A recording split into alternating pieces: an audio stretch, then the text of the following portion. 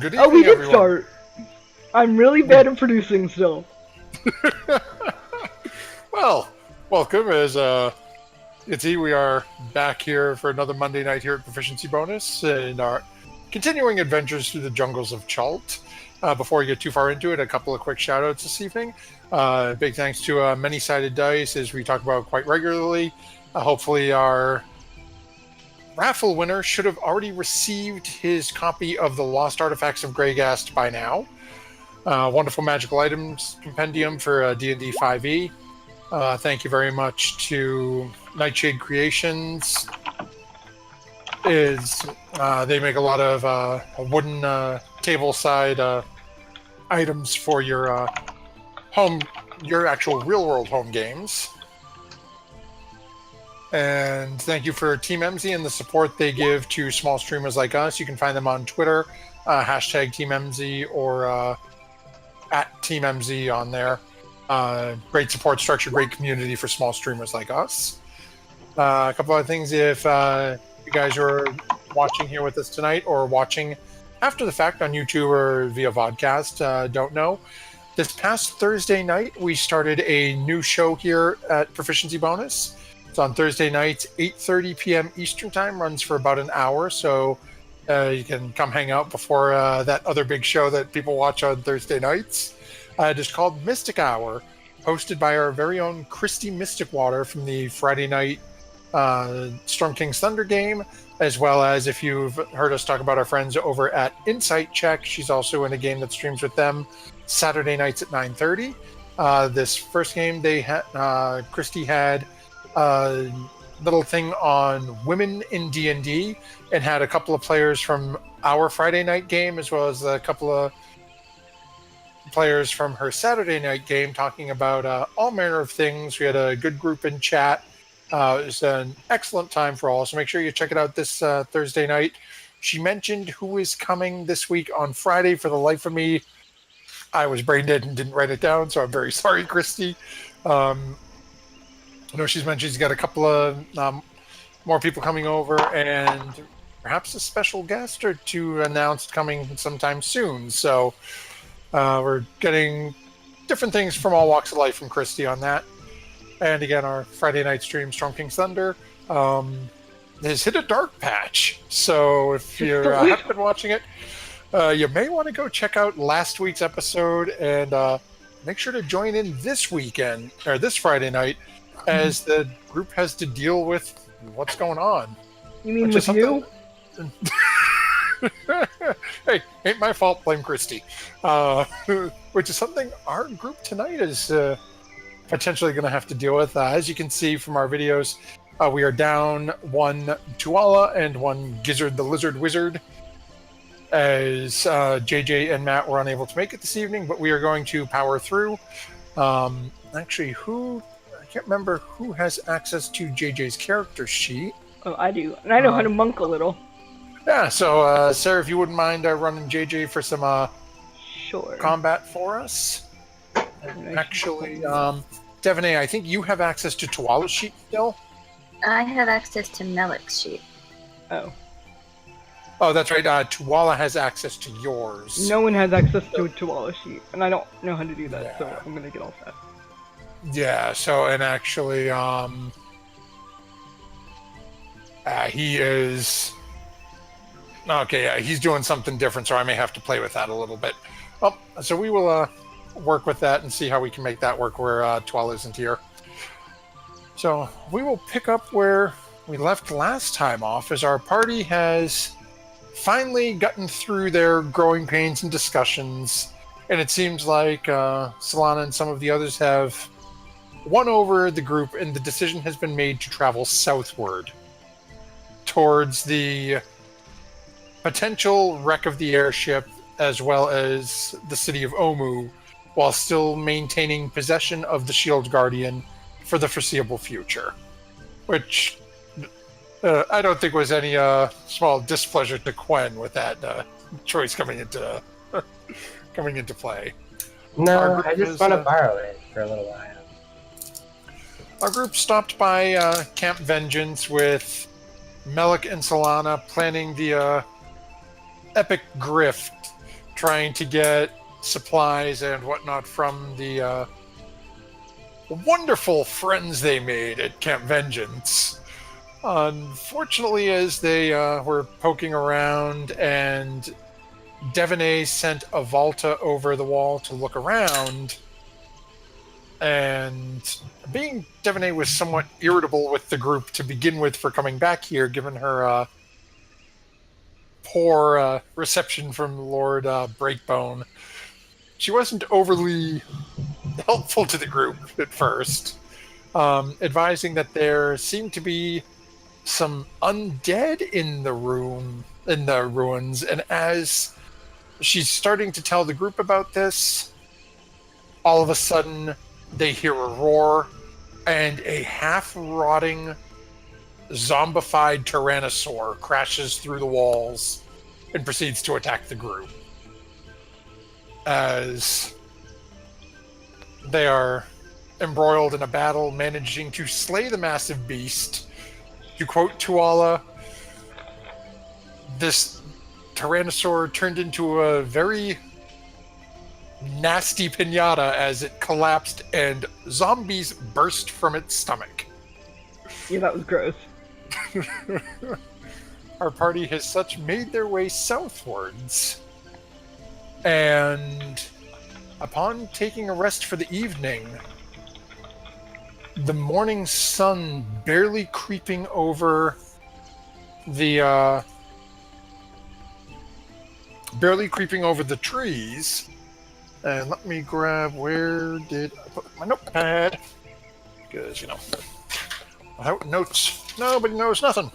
It was the morning sun is starting to creep over the trees, and Devaney has taken fourth watch, as is Devaney's way, to wait for the sun to arise. That's so Devaney.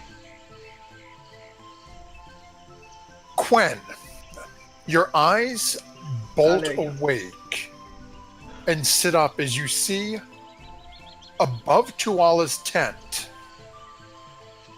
a strange shimmering light. It feels somewhat familiar to you, and it makes you think of home. Huh. That looks awfully familiar. I cast Detect Magic. You definitely immediately get a beacon from there. As well, let me see what that would. Where is my handbook? I don't even know what the kind of magic that's called. So let's see here. Where are we? Okay. So.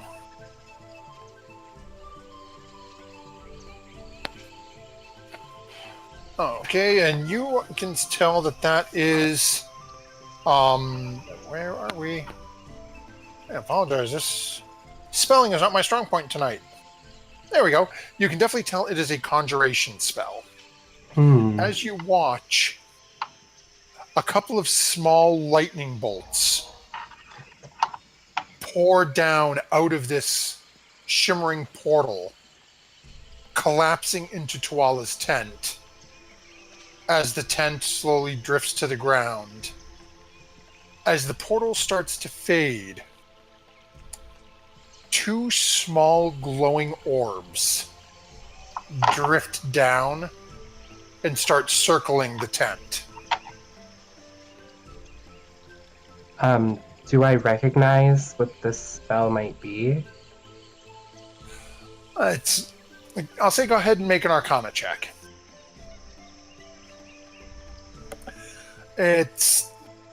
You're familiar with spells like this. You don't know this one specifically, as you think it's probably a little more advanced than anything you've studied so far. But you definitely get the sense it is some sort of, we'll call it a transporter, a spell meant to move between planes. Okay. I use my prestidigitation to amplify my voice. And I call for everyone to wake up. Looks like we've got company.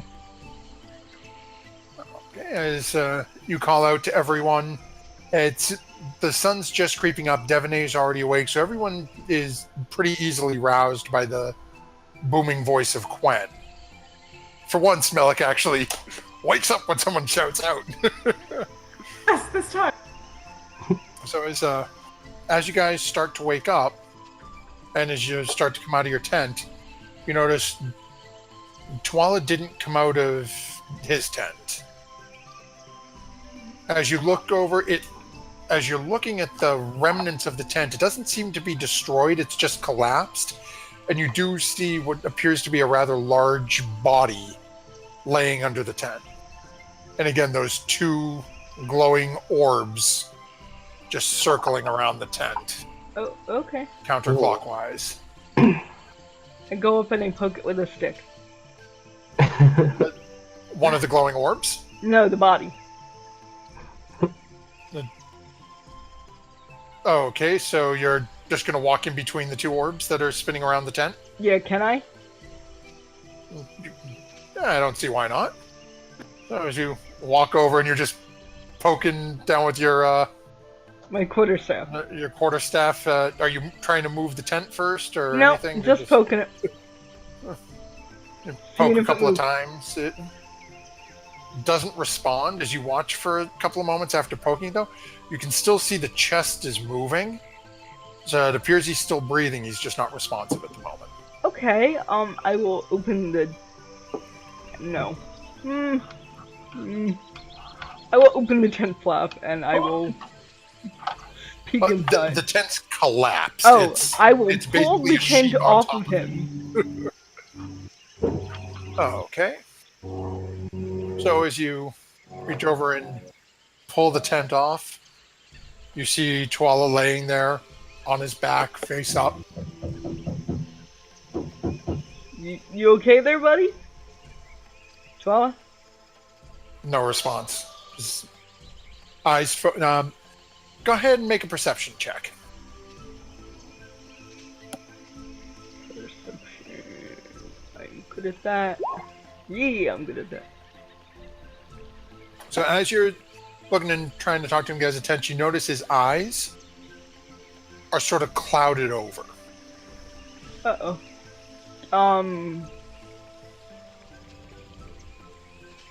Quen, is this like an arcane thing, or should I make medicine check on him? Like, he's not responsive, but his eyes are clouded over.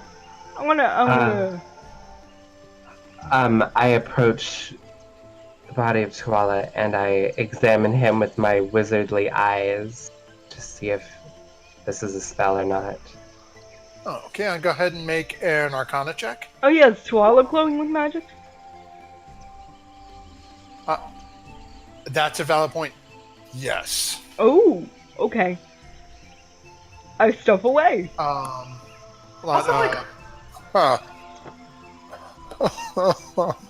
Okay, what the heck? He is definitely glowing. He's totally fine. You're right. It's. No, I curse Michael for this. He says I do it to him, so somebody's going to do it to me, right? Did you see what they do let me to see. Tio says? Schultz hosts the best birthday parties with pinatas like that.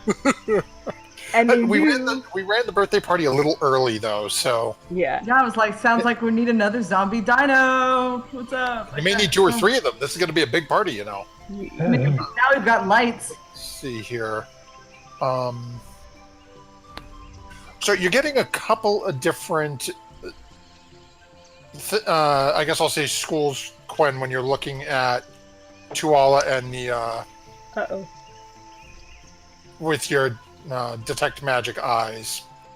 The first one you're seeing is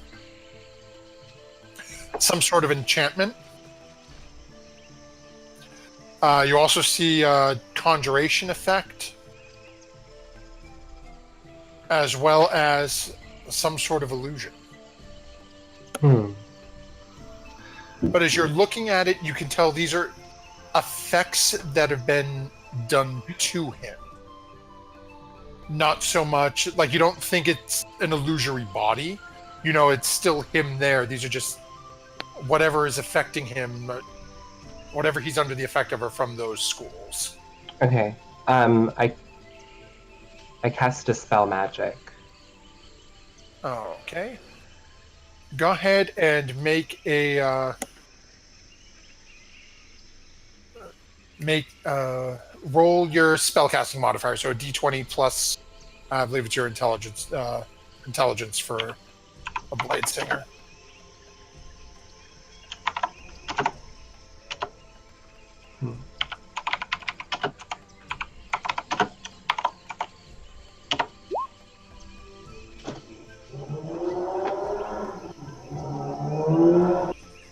Okay, so let me just take a look here.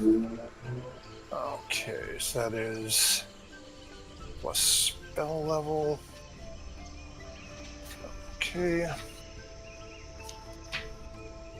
So as you cast that on him, let me see which ones. Okay. What, if any? Oh, okay. Actually, the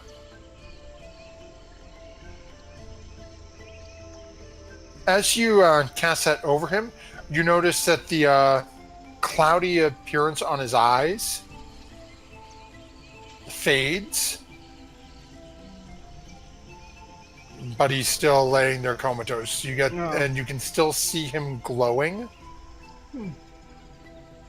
Are the orbs still there? Yep. Yeah, how are the orbs? Have they like reacted to people poking up in their business, or like are they just kind of chilling? Go ahead and make a perception check.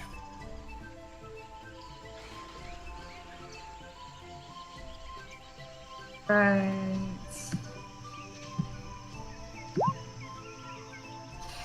Okay. To you, they don't seem to be taking much of an interest at the moment. It seems to be that while people are just sort of looking, they're not doing anything. They're just continually rotating around the borders of the tent in a counterclockwise motion. We should take him out of the tent area. Take him out of the circle. Go for it. Solana, want to help me? Sure. It's a big guy. I'll help. Okay. Thank you. I'll be here supporting. Okay, so as Devaney comes over to start helping out here and try to remove the currently comatose body of Tuala from the brain freeze. Circle of glowing orbs. Yeah. Collapse From the tent and from there. And now, Devaney, who's helping Devaney with this? Me. Okay. I think everybody's trying to chip in. Everybody but me. I'm just kind of Okay. cheer squad. So then we'll toss Gizzard in there as well, because, why the heck not? So do me a favor. I'm going to ask Solana and Devaney, roll me a d4. Ooh.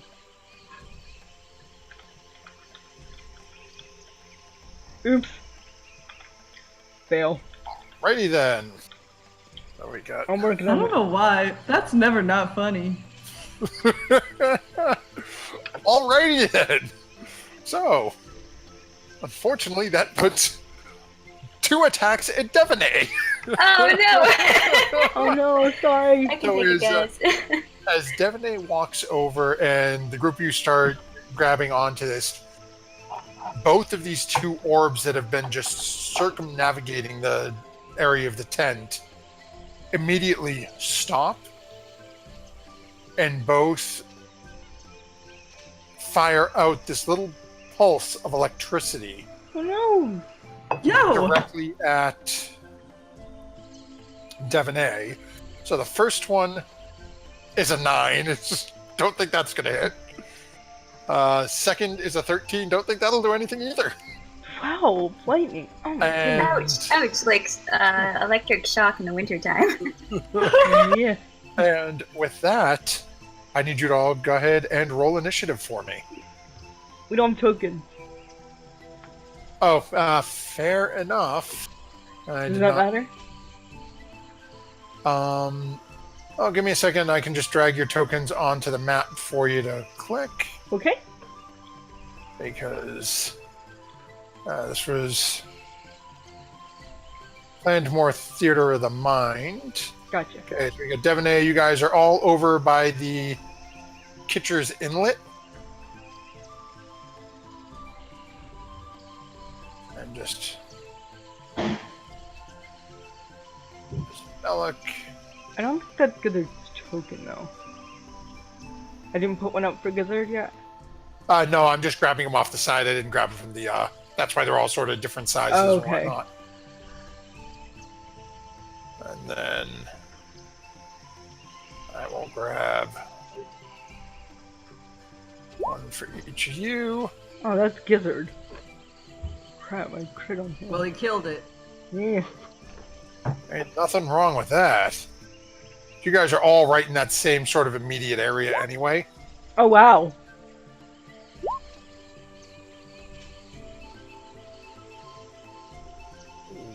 Wow. I can't click on my token yet. Me either. And of course, this is because I grabbed the ones that aren't the ones Sarah ready made for us. Okay. Okay, Devonay, you should be all set. Quinn, can you click on yours, or did? Oh, you already did. Okay. I got it. Yeah. Come on, Malik. There we go.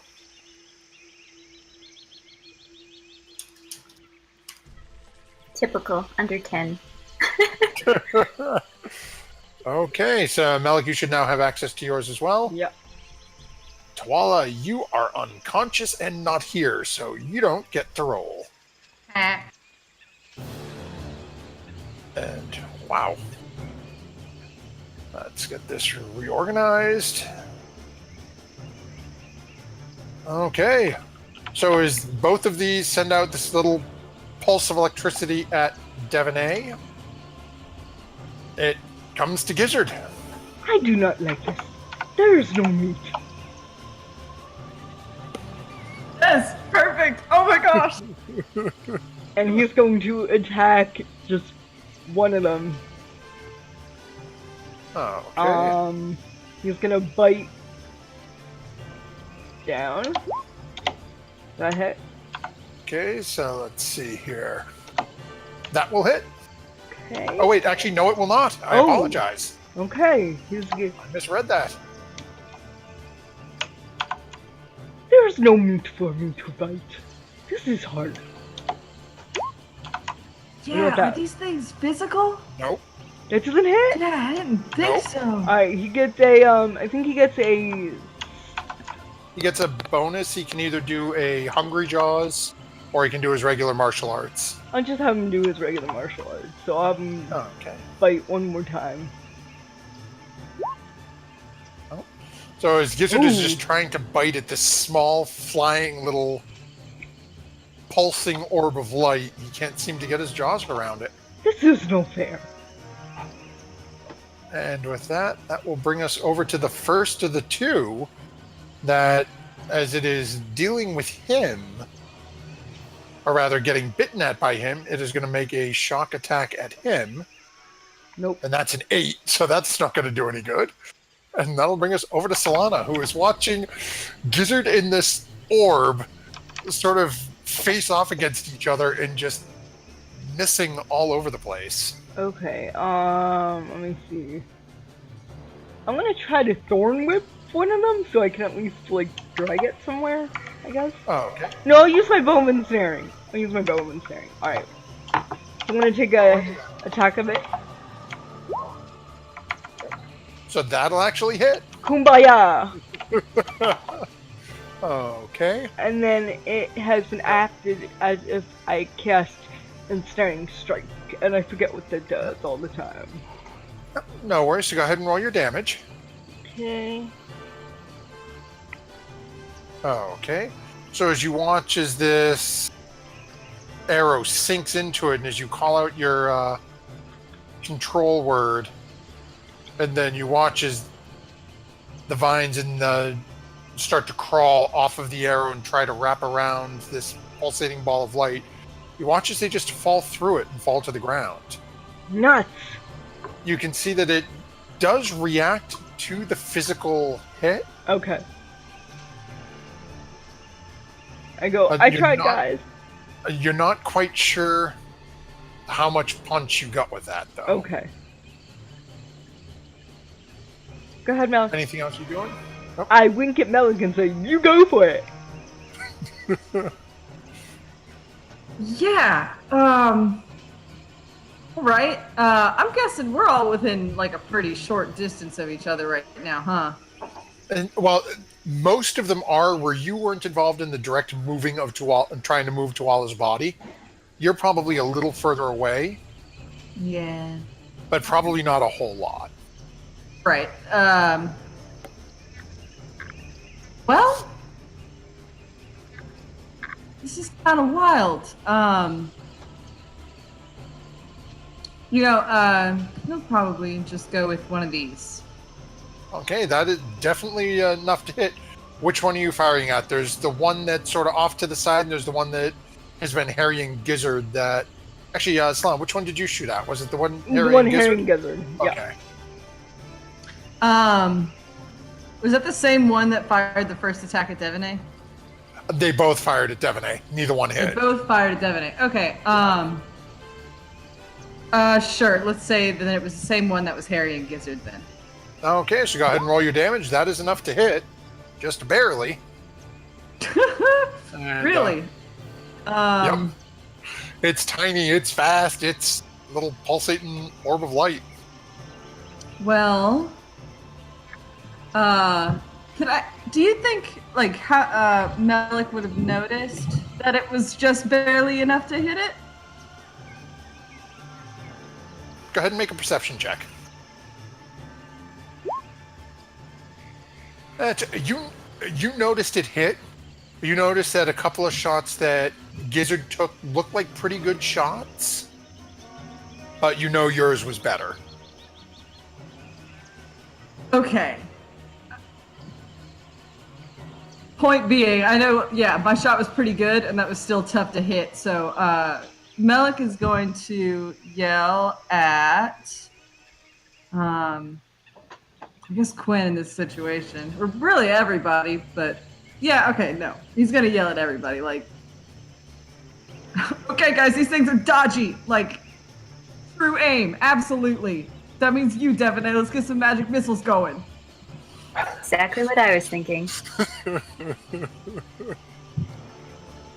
Okay, that'll be it for Okay. me. Okay.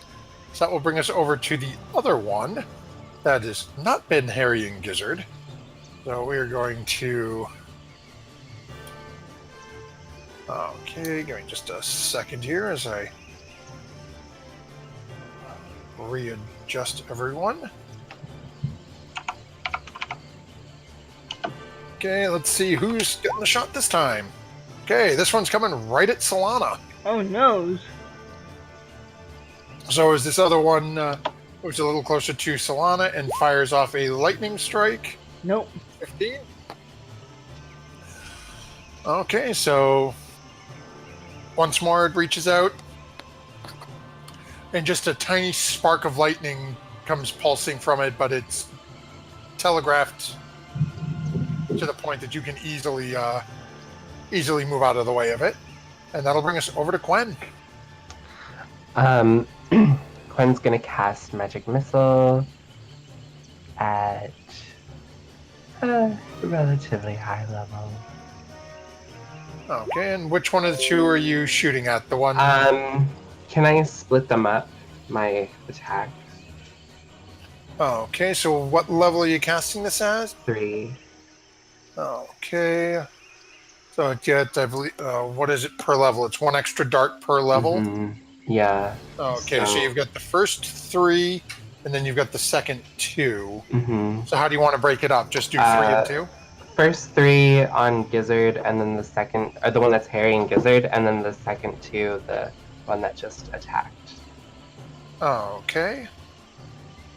So as you watch as these darts slam into them and Quen, you immediately notice that this seemed to definitely have an effect on these two creatures.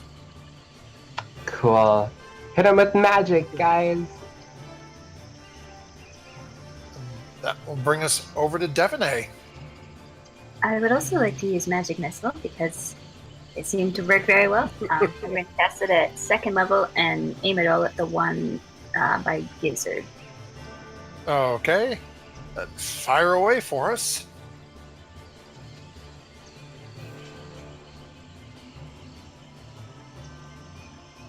Okay. Ooh, rough roll on the higher level.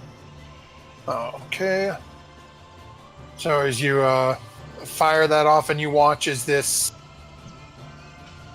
creature gets slammed by all of these magical darts, and as you watch as one after another slams into it, the light slowly starts to fade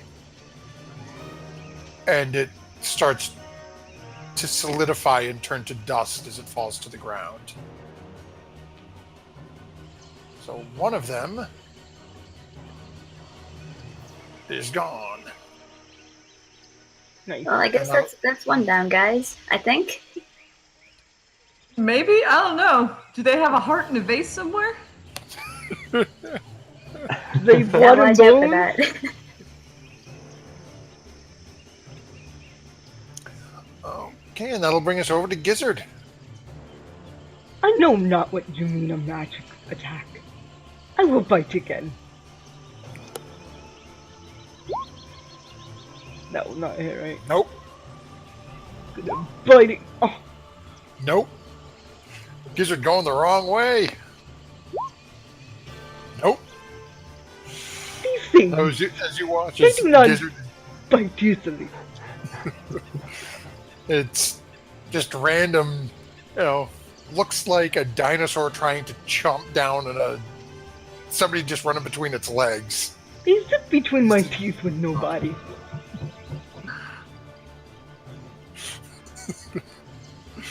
And that'll bring us over to Solana. Okay, I don't have a lot of low-level spells that are very helpful. I'm gonna... How big is Poison Spray? Can I I believe it's a 15-foot cone. Oh, then I'm not gonna do that. I'm gonna frostbite it? No, I can't do... Can I do that? Yes. But it's like 1d6, but that's okay. But it must make a Constitution saving throw. Okay. Hold on. There we go. Save, Oh, it increases by 1d6 when I reach 2. okay. So that is going to fail. So go Okay. ahead and yeah, you are 2d6. Did I type that right? No. I can't tell. There we go. Hey! Alright then, so as you watch as this aura of frost, and you can see ice crystals starting to form on the outside of it, and then the light sort of shines through and it just cracks away. You can see it had an effect, but not as much of one as you were hoping. Okay. Keeping it real here, guys, by not doing much. That'll bring us over to Melik. Yeah, girl, keeping it real. I ain't got much either. But at the same time, it really doesn't seem like they do either. They haven't hit us at all, which is what I'm going to say out loud at them and take a point, man. Okay. Well, So hold that up. is I should get an extra D4 on that at this point. Oh yeah, that's a good point. You must not have it set for a higher level because you guys are over 5. Just go ahead and roll another d4. This makes its wisdom save. And it fails. There you go. Oh my god. Okay, it's 3 and 1 is 4. I just messed that Yeah, up. no worries. Okay. So as you watch as it, as much as a borderline non-corporeal ball of light can, it sort of dims a little bit. Oh, You definitely see that your message hit home, unfortunately. You're bad at your job, and I don't even know what your job is yet. So, And with that, we come back to that same little creature that now looking at you is going to take a shot at you because it's questioning its existence. It's having an existential crisis. Thanks, And that's a 9, so that ain't gonna hit, I don't 9. think. yeah, question and answer, dog. It ain't happening. And that will bring us over to Quen as you watch as this little orb dims and zooms over towards Melek, and this little spark of lightning comes out and just misses wide.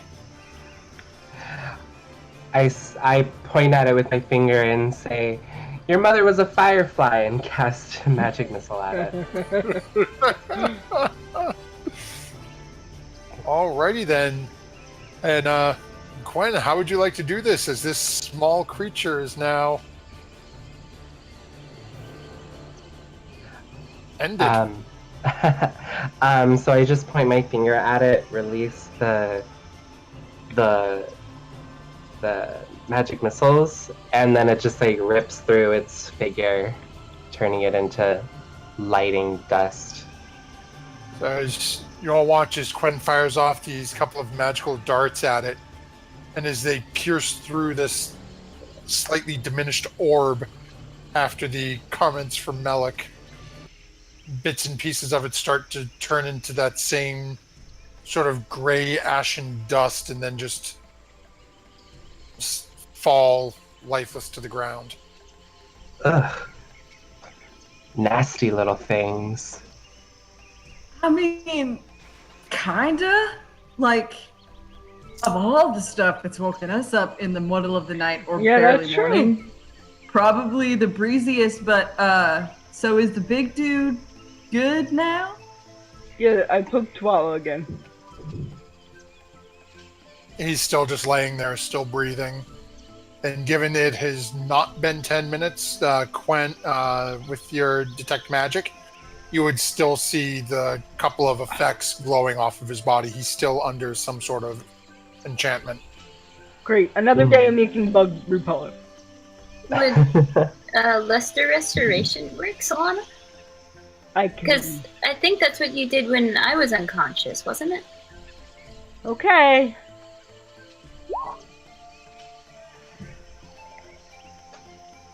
So, well, before you do that, so go ahead and make an intelligence check. Okay. Wow. I'm so strong today. You would not have burned the spell slot. Oh, thank you. Given that you know that this is an arcane affliction, Okay. you don't necessarily think that Lesser Restoration would work, because he seems to be under some form of enchantment. Oh, you know okay. that this will deal with an condition that's afflicted them, but this is an active spell that's currently on him. Guys, this is an active spell that is currently on him. We have to find the source. Who The was source witching wasn't him? the 2 little boys we killed? Afraid not. No, we have to find a bigger source, I think. Sorry to gender them. I don't know why I did that. In Yeah, any case, I don't know why a you bigger called them little source. boys. That was kind of creepy. I don't know either. Can I Kinda make a just woke history up. check to see if I know what those orbs were? Sure. Anyone who Alrighty. wants to either history or arcana, if you're proficient in either one of them. Nope.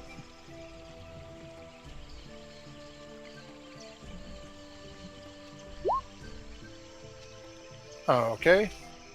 So, Devaney, you've heard tale of things like this. Typically, and actually, let me see exactly what their phrasing on this is. So, and of course, it's not in there. Some days I love my notes, some days I don't. Sorry, folks. There's always looking for more info. Okay. So, you've heard tale of small glowing balls of wispy light that haunt lonely places and tend to follow along with areas that congregate and move to areas that have a feeling of hopelessness or of Oh. despair and doom. You know they particularly are prevalent in other planes of existence. Shadowfell, Feywild.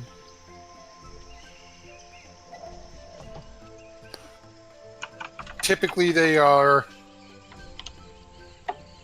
not the kindest of creatures. Usually they are a very malevolent sort of being.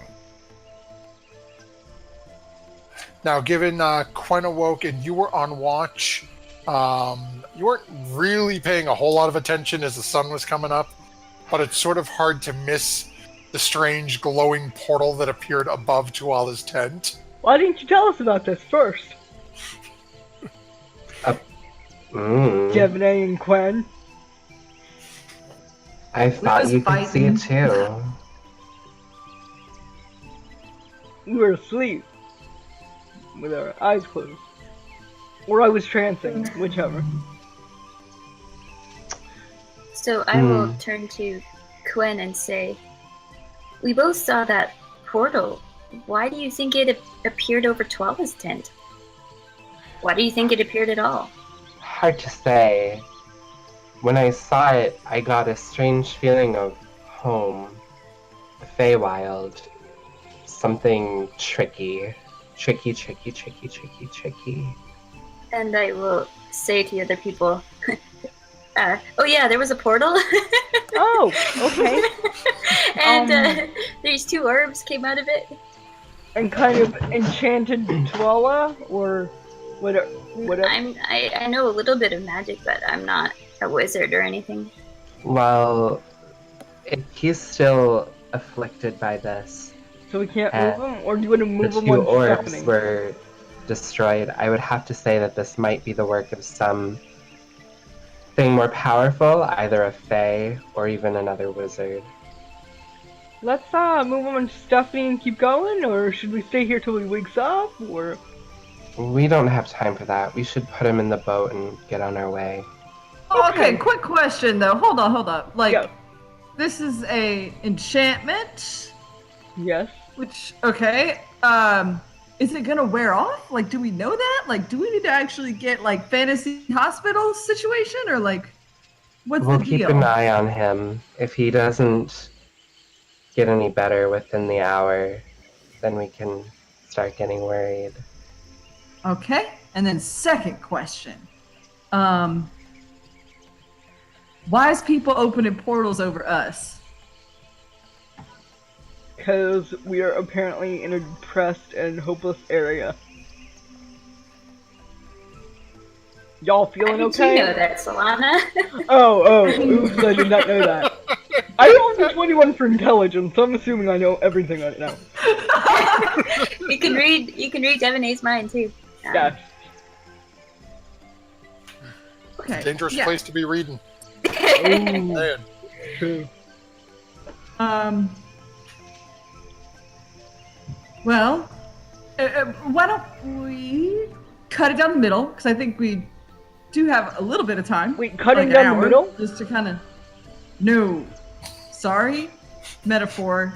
Don't take literally 80% of what I say literally. Ha ha ha. As you watch him licking his chops at Yeah. the thought of cutting him in half.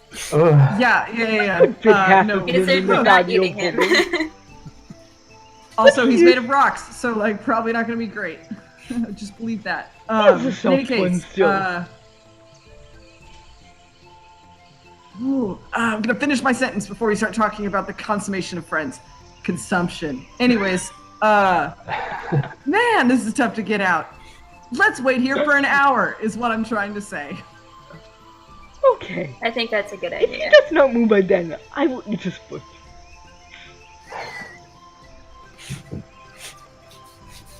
we'll little talk toe. about that in an hour. We'll talk about that in an hour. All right. Just the toe. In the meantime, Melik would like to talk to Solana really, really quickly. Okay. What's Okay, up, cool. Malik? Are you gonna Hey, make fun of me again? Huh? Are you gonna make fun of me again? No, Oh. actually, so, okay, come with me for like a second. We're gonna step like 15, 20 feet away from everybody. Okay. This was really, really shady. All right, step. Okay. Okay, this is tough for me to say. Okay. I I. got this poisoners kit and I have no idea what to do with it. How is that tough? Truly. Oh, okay. And I haven't gotten to the tough part yet. I mean, that's a little bit tough to admit that, but the really tough part is that I'm going to need your help to do what I want to do. And poison everyone? No, Okay, not good. everyone. Oh, wait. No. This is for like fighting and stuff. Oh, okay, cool. Yeah, so I'm gonna ask your help. And the thing is, the really, really tough part of this is that usually, if you were literally anybody else, I wouldn't give you anything for it. I would just figure out a way to make you help me for nothing. But like, we've hung out a lot, and so there's a part of me that would feel guilty if I didn't give you something. So I am willing to share a little bit of the stuff that we make together with you. Like 60-40, how's that? Sounds good. Alright, solid. Don't talk about this with anybody. Okay. Cool. Break. Step. Okay. I'll go. Okay, so Solana and Malik have sort of wandered off for a few moments to have a conversation. Stephanie and Quinn, what would you two be doing? Quinn would be preparing, just in case, to cast Dispel Magic as a ritual. So he'd be getting, like, spell components ready, would be, like, drawing symbols, like, focus himself, just in case this doesn't wear off on Tuala. Okay. Devine is going to be keeping an eye out to see if she notices anything else out of the ordinary that might be doing this. And she'd like to send a Volta up to start scouting around as well. Okay, so make a perception check for both you and Avalta.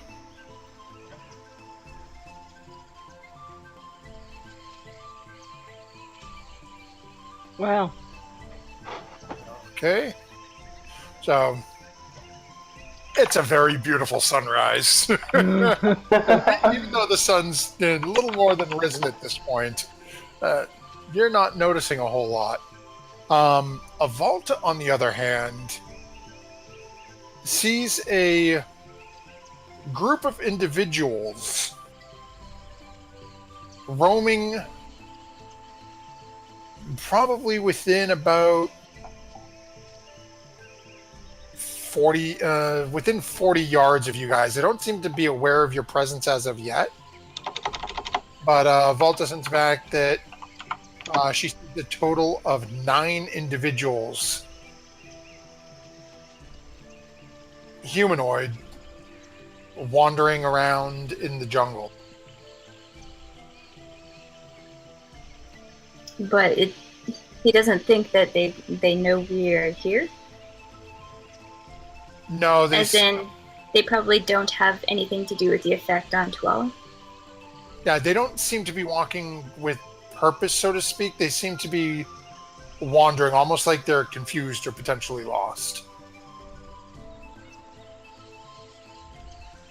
I have a bad feeling about this. Anyway, once Avalta gives me that information, is everybody back yet, or is it just Quinn still?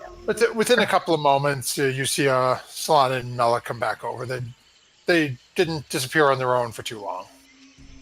So I will point in the direction of the people and say there's a group of about 9-ish that Avalta is telling me about over in that direction. Are they heading towards us? Quite a ways away, but Oh. from what he says, they don't realize we are here. They look, according to him, kind of lost. Should we help them? Well, which way are they headed? No. Yeah. They don't appear to be heading in any particular direction. They're not, they're just lost, I guess. Maybe we can eat one. Or 6. No, Or 9. no, we've got plenty of food, I so. think we should go. I'm agreeing with Quinn. Okay. To them? No, away in the canoe down the river south. Yeah, whatever. They're lost. I Should mean, we- too bad. So sad. Get a guide. Don't kill them. Digitio says, look at the character growth, Melik, by the way. What? Look at the character growth that you have. Digitio, our viewer. Yeah, Digitio. Yeah. I have a conscience now. Just A little. It's coming though. Yeah. So, okay. We will move him. Oh wait, last time we moved him, bad stuff happened though. Yeah, but there isn't any glowing orbs. Okay. And Has as it Malik been an hour? pointed out, they didn't ever really hurt us anyway. Okay, fair enough. Alright, so... Has it been an hour yet? No, it's been like 10 minutes, hasn't it? Oh, man. But there are Early people mornings, coming. can't think at all. Are they okay? Are they coming, or are they just kind of? Yeah, they're not heading in any particular direction from what I could see. But they could meander over here. Yeah, so that's why we need to leave. Okay. Or we could keep chilling until Tuala maybe wakes up and just have a Volta kind of keep tabs. And if they do start meandering this way, we can talk about it. Otherwise, I'm always like 400 pounds of rock and might not ever wake up. I'm strong. I am not strong. I can turn into a bear and maybe move him. Have I finished prepping for my ritual of Dispel Magic yet? Yeah, at this point, so you're trying to cast it a second time? Yeah, as a ritual. Okay, go ahead and make an intelligence check.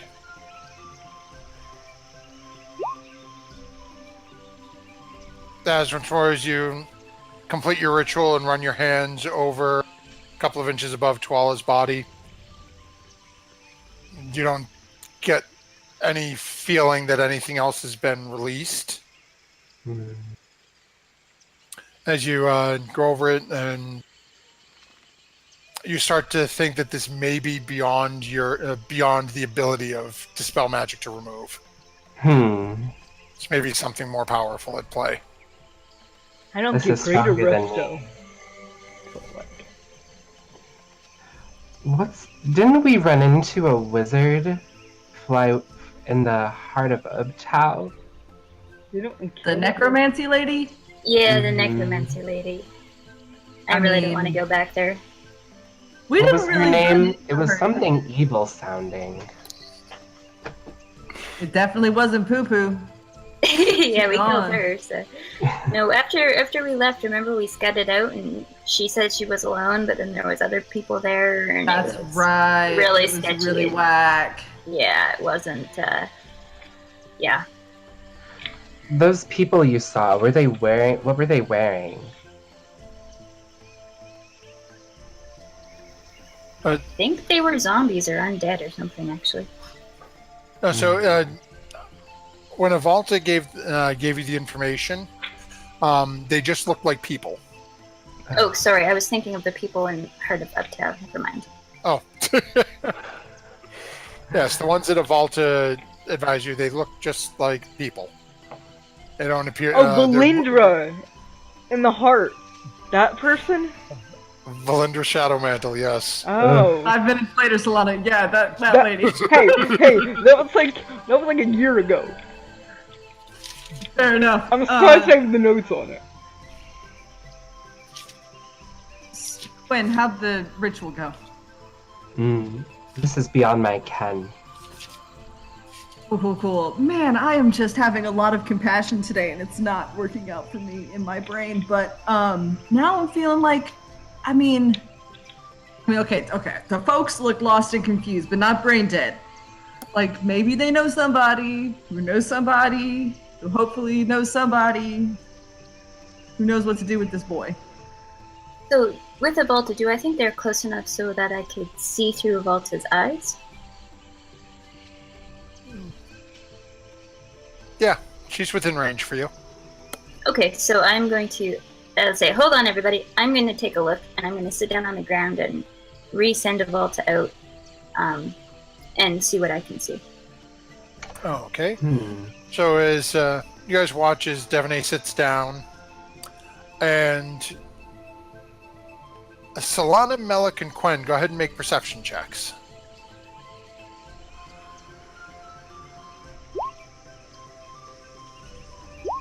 I'm making Okay. one for Gizzard.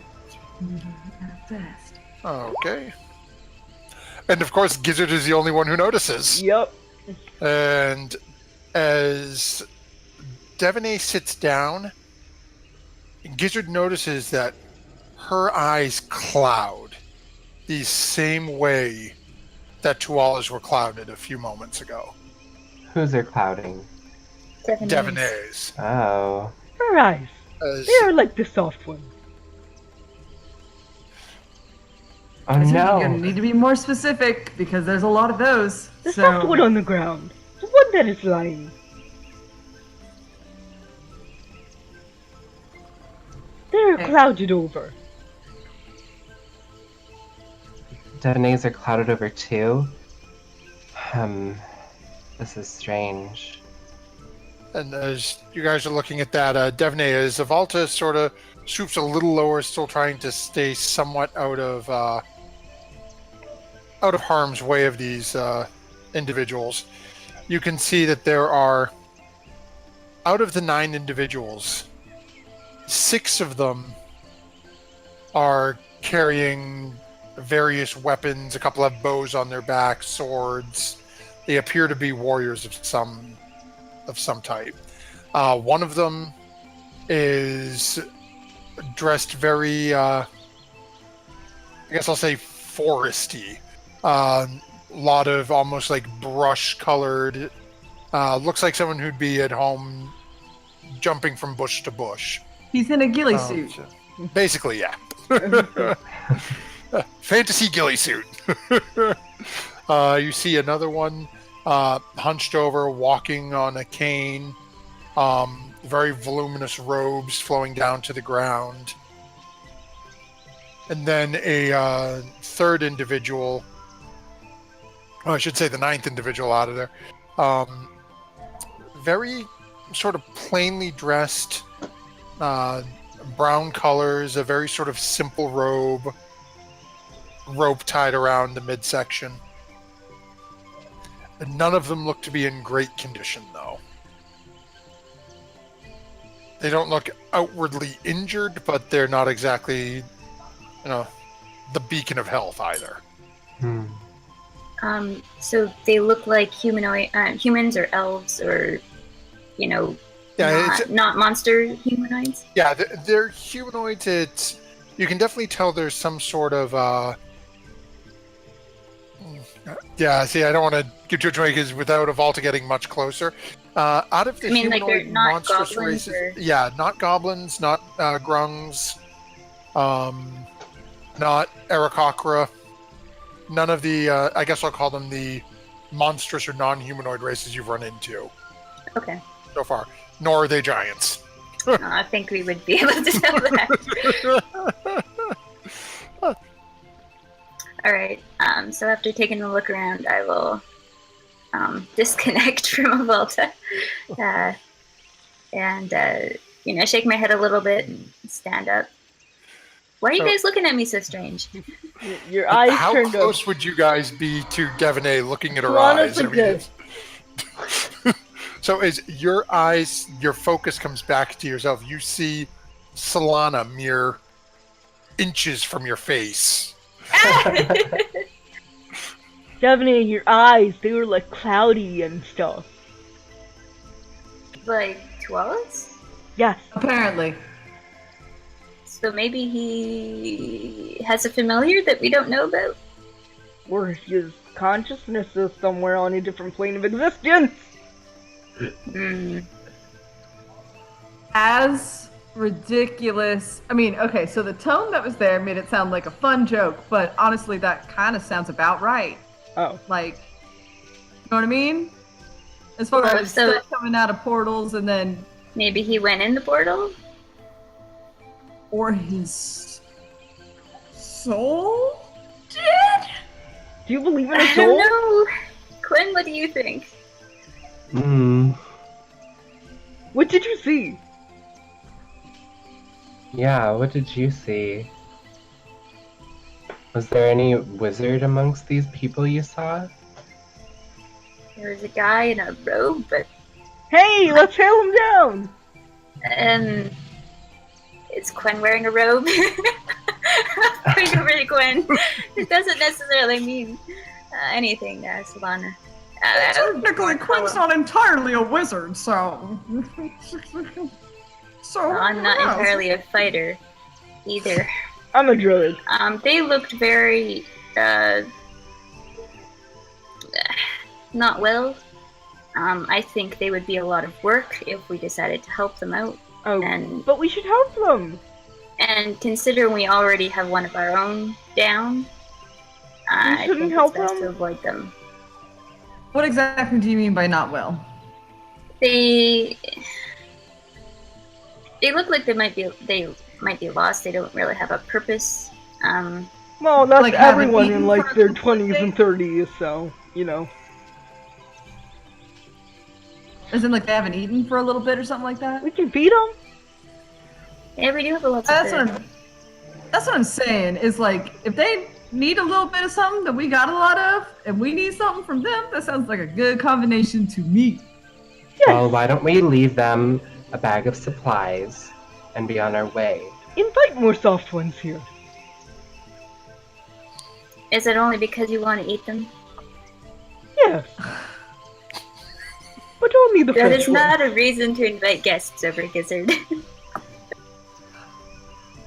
I know, okay, so I think the point is to try and figure out if they've got somebody, magic, that would know what to do with this situation.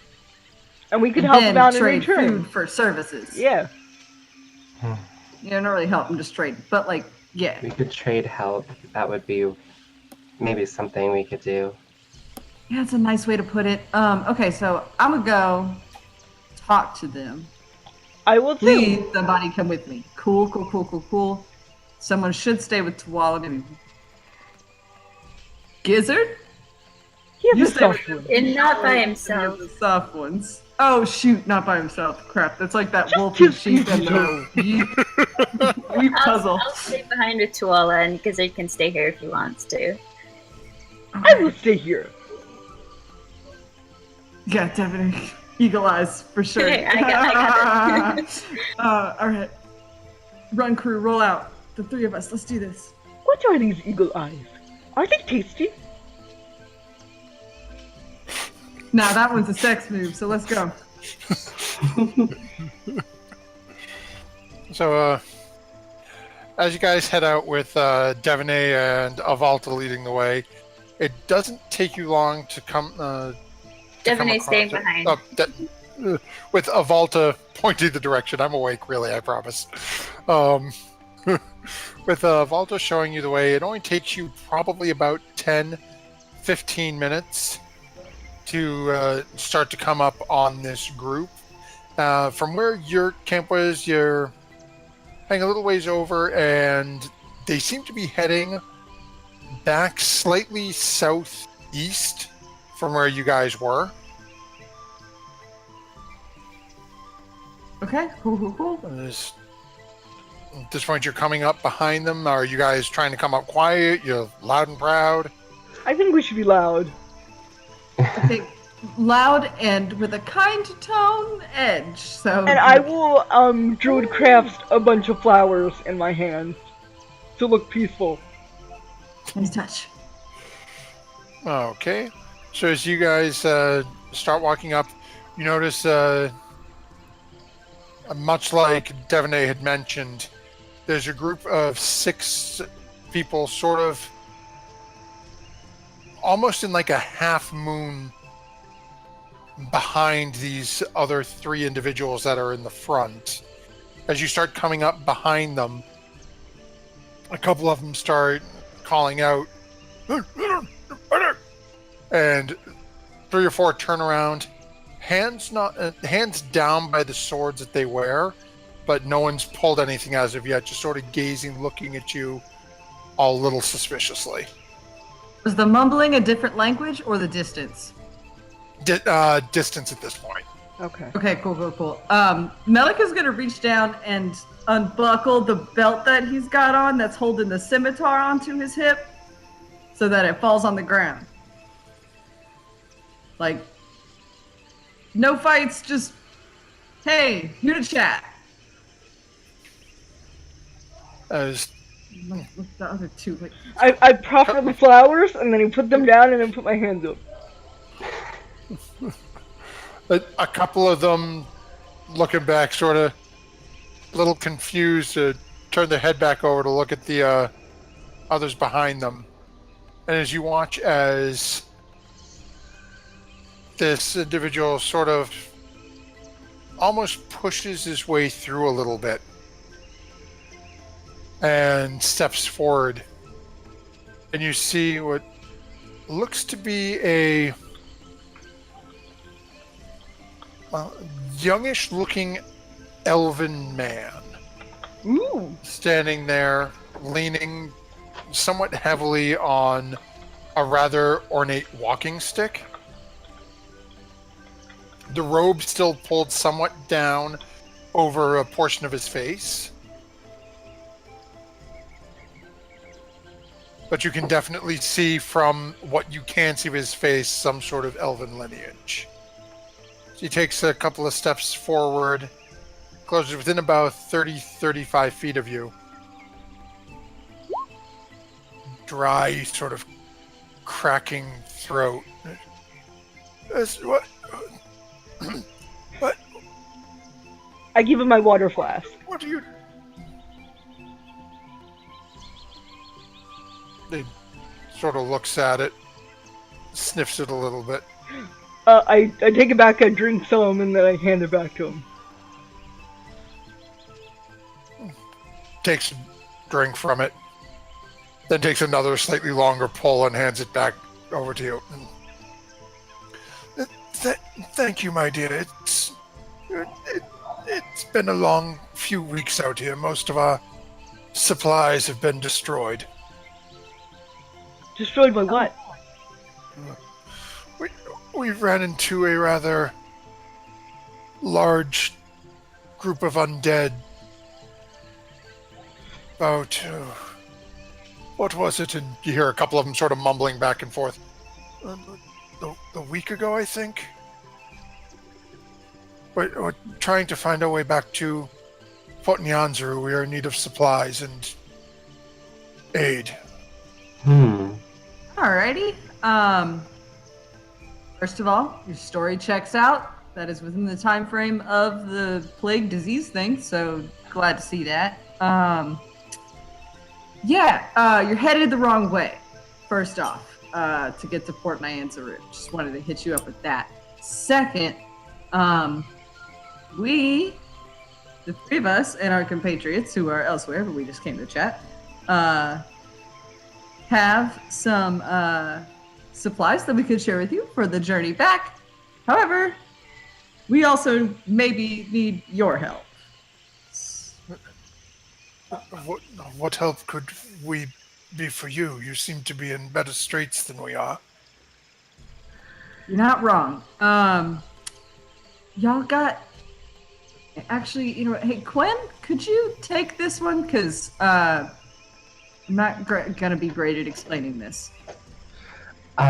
Yes. So we have a companion of ours who seems to be enchanted by something, and you look rather magically inclined given your dress and fancy walking stick.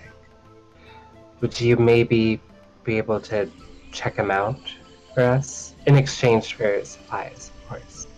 Well, give me a moment to confer with my traveling companions, but I don't see why that wouldn't be something we could do for you. Bear with me one moment. And as he walks over and you see, brings over specifically the ghillie-suited individual and the other one in the very plain, simple brown robes. And the three of them start talking. And it's in a very odd dialect. Would I understand it because I understand Elvish? No, it is not Elvish. Okay. Is it Undercommon? Does anyone speak? No. What languages does everyone speak? Quen speaks Sylvan, Elvish, and Common. Okay, nope. Malik? I got Infernal besides Common. Undercommon, too. Nope. Okay. No, so it's... As all of you are listening, this is nothing like you've heard before. It's an... I don't even know how to describe it. It almost... The closest thing is some of the phrases you're hearing make you think of almost like the sound of a campfire. All right. Can I insight check the look on their faces as they're talking? Sure. Like body language stuff? Yeah. From the way they're talking, they seem a little cautious, but you're not reading anything malicious. It's more, they seem more concerned that you're malicious than plotting anything against you. Yeah, in any case, guys, I think this is kind of going well. We look friendly. Who knew? And maybe minute and a half goes by, and John comes back over to you. I apologize. Yes, we have decided we are willing to accept your aid. If you will bring us to your friend, I will see what I can try to find out. Wonderful. Thank you very much. I'm gonna pick up my belt off the ground really quick. It's not a bad thing, but like I just gotta get my belt. So that first, and then we'll go. No worries. Good thing. Thanks. As you pick up your belt, you notice a couple of the individuals' hands are a little closer to the swords. Not overtly, but it's still that little bit of just nervous. We're out in the middle of nowhere, somebody's helping us type feeling. I whistle to Dave Jones and I put him on my shoulder, and so they can like see how friendly I am, and they pet him. So as you guys are heading back towards your camp, Devaney and Gizzard, what would the two of you be doing? Short of Gizzard trying to convince. Just part of the little toe, just a nip. Devaney will be doing everything she can for Gizzard not to be eating Tuala while they're. You never notice. I'm pretty sure Tuala will. Gizzard, I'm pretty sure Tuala will. Soft ones never notice these things. You are unobservant. Have you ever been a soft one? No. But I imagine you are. So, yeah, don't think you know what we know. I can try. Tell him what it is. Tell him he's being racist. You probably wouldn't know what that was. Gizzard, listen, the next time we kill something, you can eat that. Can we eat these newcomers? No, we haven't killed them yet. Okay. What if I kill one first? Well, that's probably not a good idea, because they're going to help us. Okay. For now. And actually, I apologize. I misread something real quick. So, just because Quen, the 2 schools of magic that you still sent on Tuala, it is Conjuration enchantment and necromancy. What? It's I misread We when I said was looking the at the spell. important one. No, it's an effect. It's not. While you're getting that sense, you're not getting a sense. Again, necromancy for most people is viewed as evil, but you're not getting the sense that his life is in danger from this specific enchantment. Not evil. Is he undead? Got it. That's... Did you raise his bones, Molfin?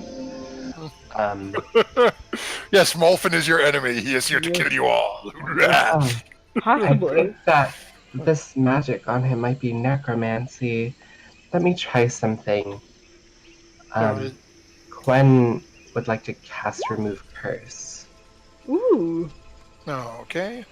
So, well, as you guys come in and you go to do that, and you start to mutter the incantations, all of a sudden on your shoulder, you feel a hand grab you and sort of pull you and jostle you a little bit to break your concentration before you cast it.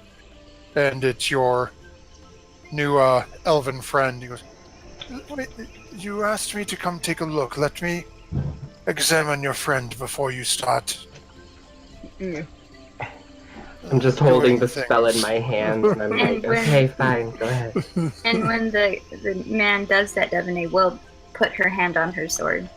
Just one of them, though. So as he sits down and he reaches,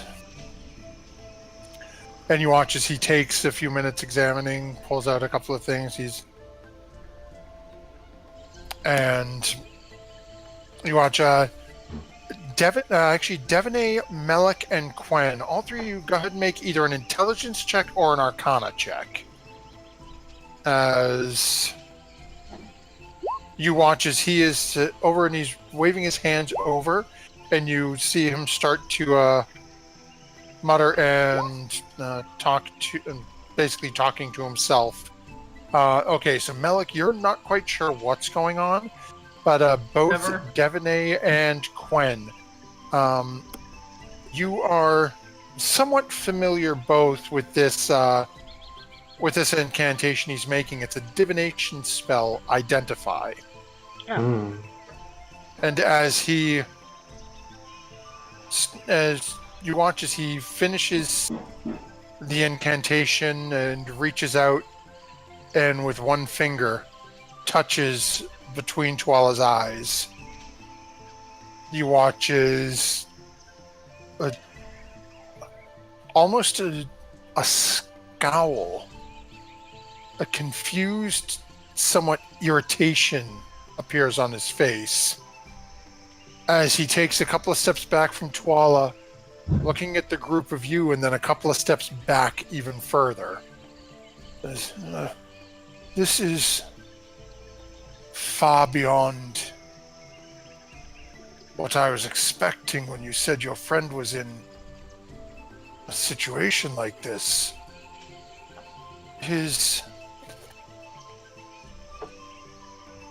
Your friend lives, but he is under the effect of a very powerful spell known as astral projection. Great. His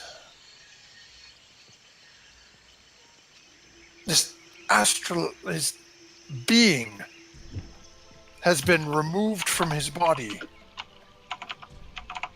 and been brought to another plane. That's what I said! You called it! I'm not there! Okay, wait. This is a very powerful magical spell. Tell me I'm right when I get back. Yes, absolutely. Sorry. Please continue. It is not an overly dangerous spell, but it is one that is far beyond my skills, and given he is still unconscious, I'm assuming yours as well, to end. Best thing you can do for him is to keep his body safe. He can end the spell of his own choice when he is ready to. Well, sounds like nothing really to worry about for the moment. There's no way for us to contact him, is there? No, all of his consciousness is with his astral body. But this is, while most feel this is a dark power, this is something that one must be willing to accept. Whoever has cast this or summoned him, your friend agreed to make the journey. Oh, I'm not there. Interesting. Very well. Okay, so like some random wizard person is having a tea party in Tuala's imagination. All right, cool. Oh, great. Basically. Quinn, what is the spell that you cast on Artis's body work for Tuala? Or is it just not needed in this case? It shouldn't be needed because he's still alive. He won't decay or fall victim to becoming a dead body. Because he still has a pulse. He's still breathing. Yes. I don't know if he'll need food and water while he's in this state or not. Devaney will look over to the elf and... Will he, or is he okay? Given the difficulties of the jungle, I would probably give him small bits of liquid. But hard food where he has no control of his body would probably be problematic. Well, little bits of water couldn't hurt. Some bone broth, perhaps? That would be good. Alright. Well, thank you very much for your help. We promised you supplies. Let's see. How much food do we have? I'm gonna make some stew. Vegetable stew. Soup. I'm sure we can spare them several pounds of jerky. And we'll give them jerky. We have 150 pounds of snake meat in the bottom. We're always getting more, so I don't think we can be too worried about that. Okay, well, we'll give them 50 pounds of snake meat. Is that fair? Do you have any way to keep meat? Well, we assume I jerky it if it's in there. Okay. Yeah. Well, You guys typically don't toss in raw meat into the bag of holding. Alright.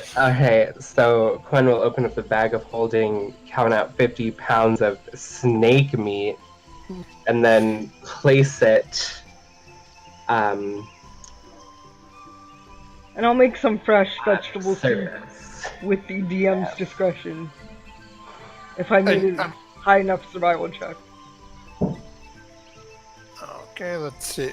Oh yeah, you're fine. Okay, I'll make some vegetable soup. Fresh vegetable soup.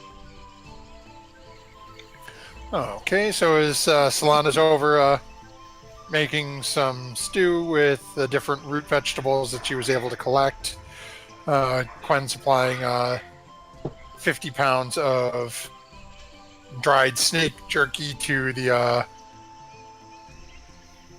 to this group.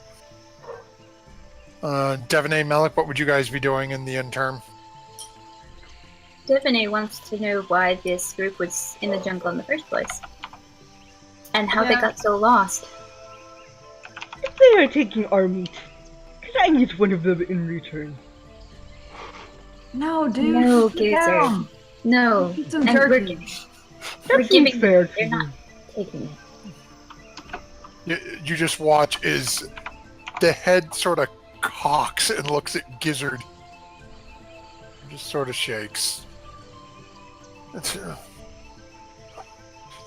we originally came down from Port Nyanzaru to try to aid with Camp Vengeance.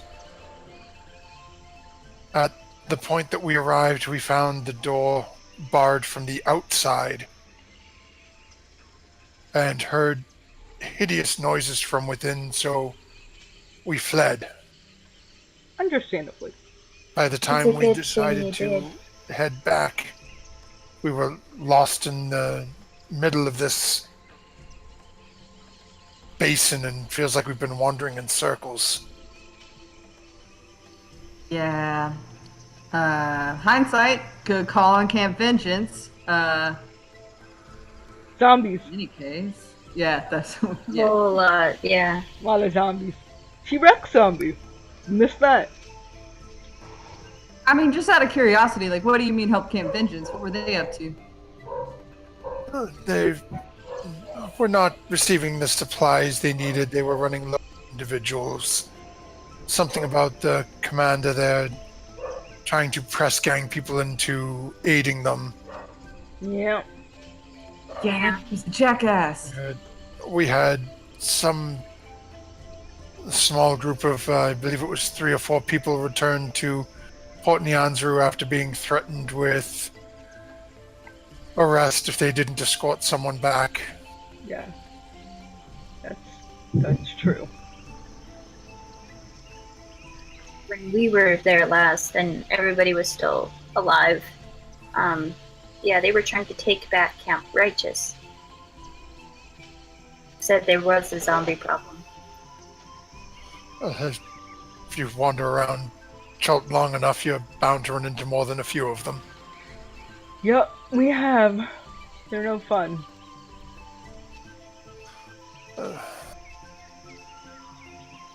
Greatly thank you for the supplies. I feel it is best if we continue on our way. Can one of you point me the best direction to start heading back in?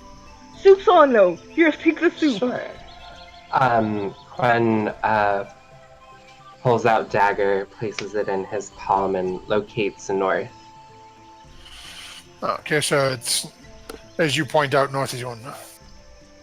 Sort of turns back over.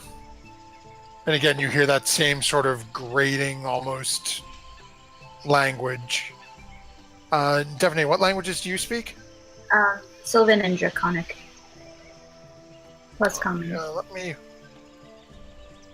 see if this... I don't know if it has anything in common with Draconic.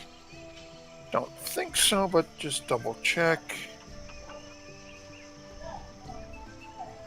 23. Give me a second here. Okay.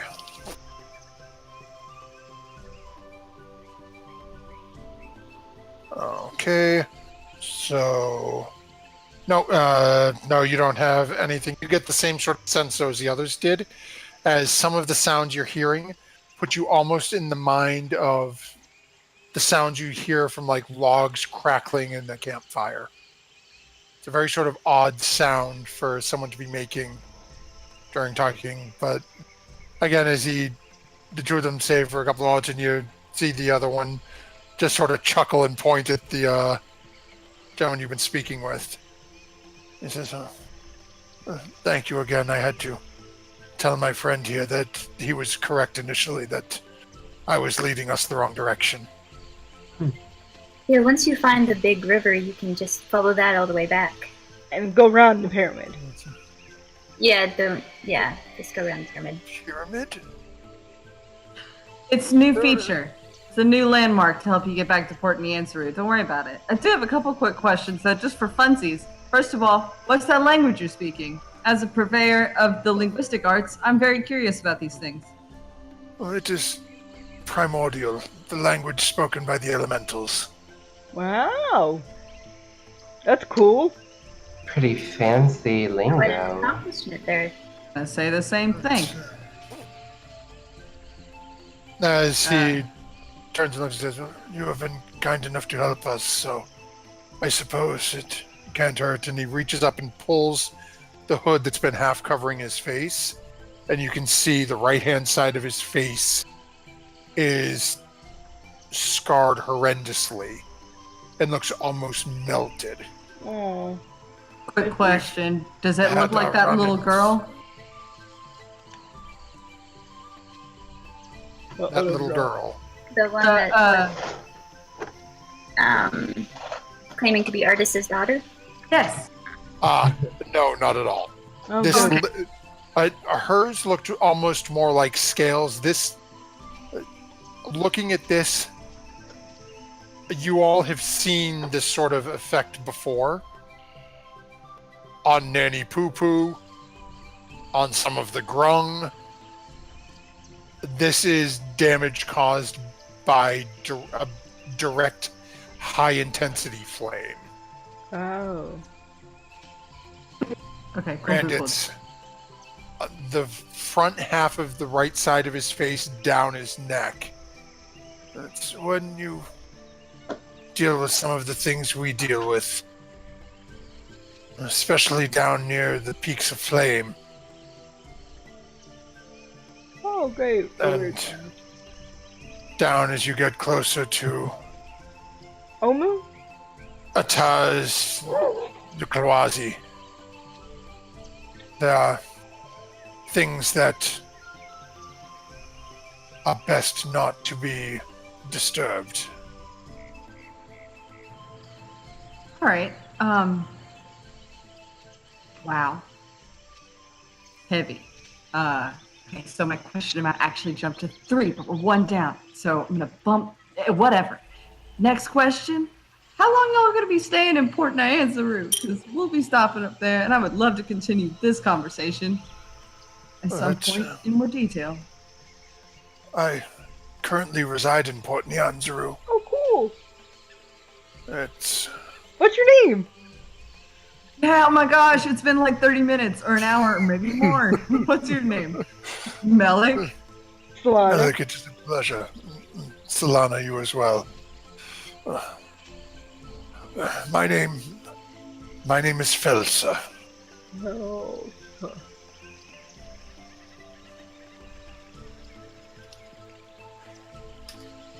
Oh, Pelser. Okay.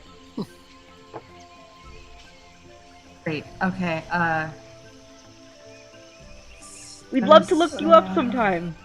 Yeah, we'll hit you up in the yellow scrolls. We're actually That's what we heading think. down towards the peaks of flame ourselves. Is there anything in particular that you would want us to stay away from? It depends on your purposes to heading down there. There are, as they say, there are risks and benefits depending on where you go. Down by there are rumors of an airship that supposedly has crashed in the jungle down that direction. Ooh. There is a, what is it called? A mine near the Valley of Lost Honor, just west of the peaks of Flame, that is rumored to have a great many treasures hidden within it. But that also tends to be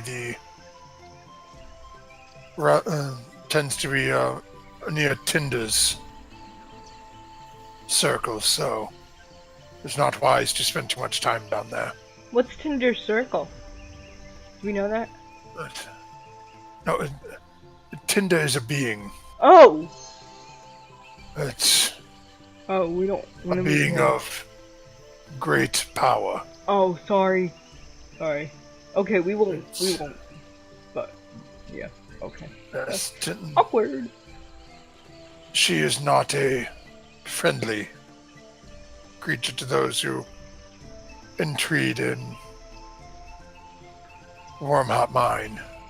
Okay, let's avoid that mine, guys. Yeah, maybe. Yeah, maybe. Wait, what about maybe? We'll talk about maybe. Last question, at least for me. I don't know if my compatriots have any questions. Like I said, we'll probably hit you up later. Grab some drinks in the big city. Yada yada. My man next to you in the very foresty looking outfit. What's going on? That's a fresh look. I'm into it. It got some form, it got some function. What's the purpose? This is, he unfortunately does not speak common, but he is a scout. He tends to Oh. disappear into the brush to. It aids him. It was a trick he picked up from a local tribe of goblins, the Batali. That's a good They idea. tend to dress themselves outside of those hideous masks Oh, with yeah. branches and other leaves and things to make it more difficult to see them when they are stationary in the bush. Gotcha. Very, very cool. All right, well, Felser and company. Also, Catch you guys on the flippity dip. Good luck out there. yeah, stay hydrated, guys. North Star. You're headed, literally north and just a little to the right. Just keep your eye on that. He sort of looks up at the thick canopy of trees that are up in front of him. Yeah. We shall Oh, the the river. river back. hit Oh, the the river. canopy. Oh, man, my bad. I didn't think that one through. Be safe on your journey. You too, sir. Worry not for your friend. He will return to you when it is time. Fingers crossed. Soon.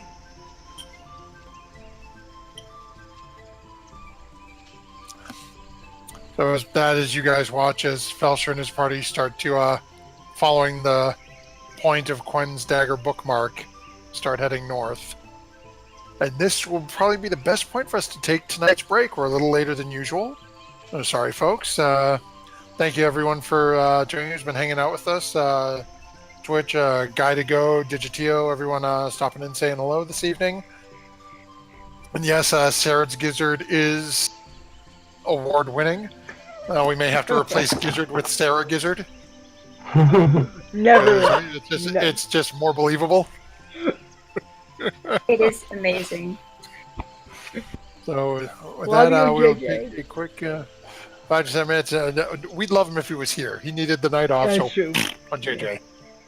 You could have been eating soft ones, JJ. Just remember that. There were soft ones present. You could have fought and ate somebody, Yep, so many cell but phones. you weren't here. I tried. Alright. So I'm gonna ask Ms. Producer to bring us on over the break. We'll be back in a few moments, and we'll see you guys soon.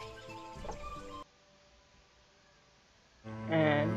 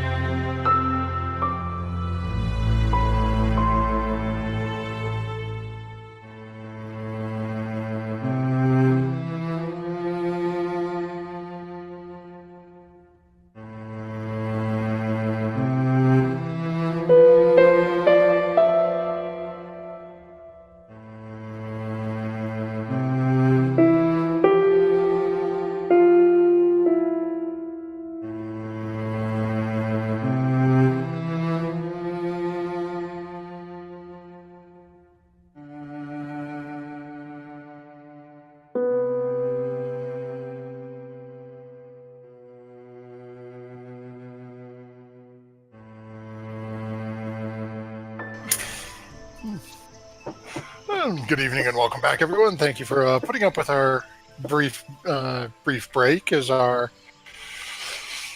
drinks have been refilled and other needs dealt with.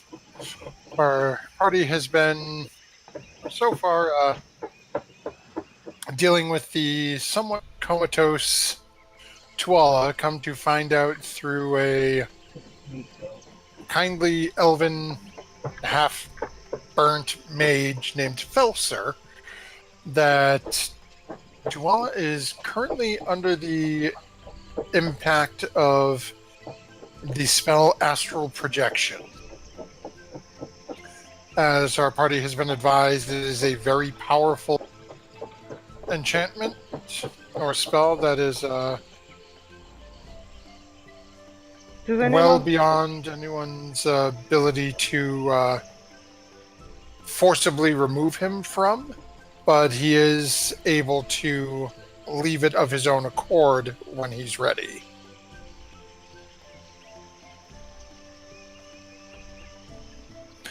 As our party has aided Felser and his compatriots, giving them 50 pounds of snake meat, he has said thank you and departed on his way.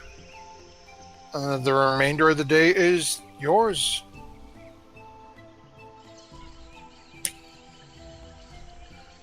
Well, So should we put him on the boat and then move, or do you think his spirit will get lost? Like, what if he tries to come back to his spirit, and his body can't find him, or his body can't find his spirit? Yeah. Solana, Yeah. I think it's okay if we move him. Okay. Should we leave a Looks over trail at of Quest pebbles? and nodding. Should we leave a trail of something so he can find us in case? No. Solana, it's gonna be okay. I don't know if it works like that. And honestly, now that I know that he can come back at his own free will, I don't care anymore. Now I'm just angry. So let's get Beatrice up or something. Just get this dude in the boat. Let's just go. Yeah, let's go. Okay, so as you guys are preparing to move out, Did you notice my cat ears? I got him for my birthday today. Yeah, so make sure viewers swing by and see Ashlyn Elf on Twitter and wish her happy birthday today, as it is Sarah's birthday this evening.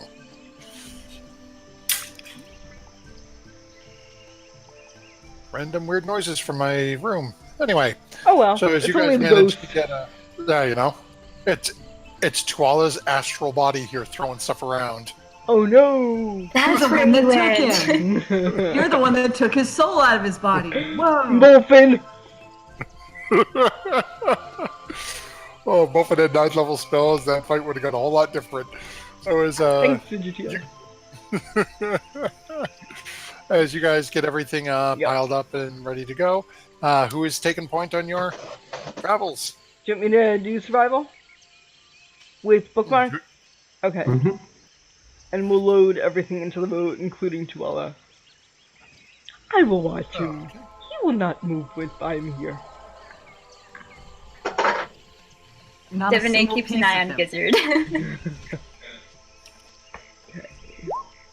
Ooh, good thing I had advantage. Okay. Yes.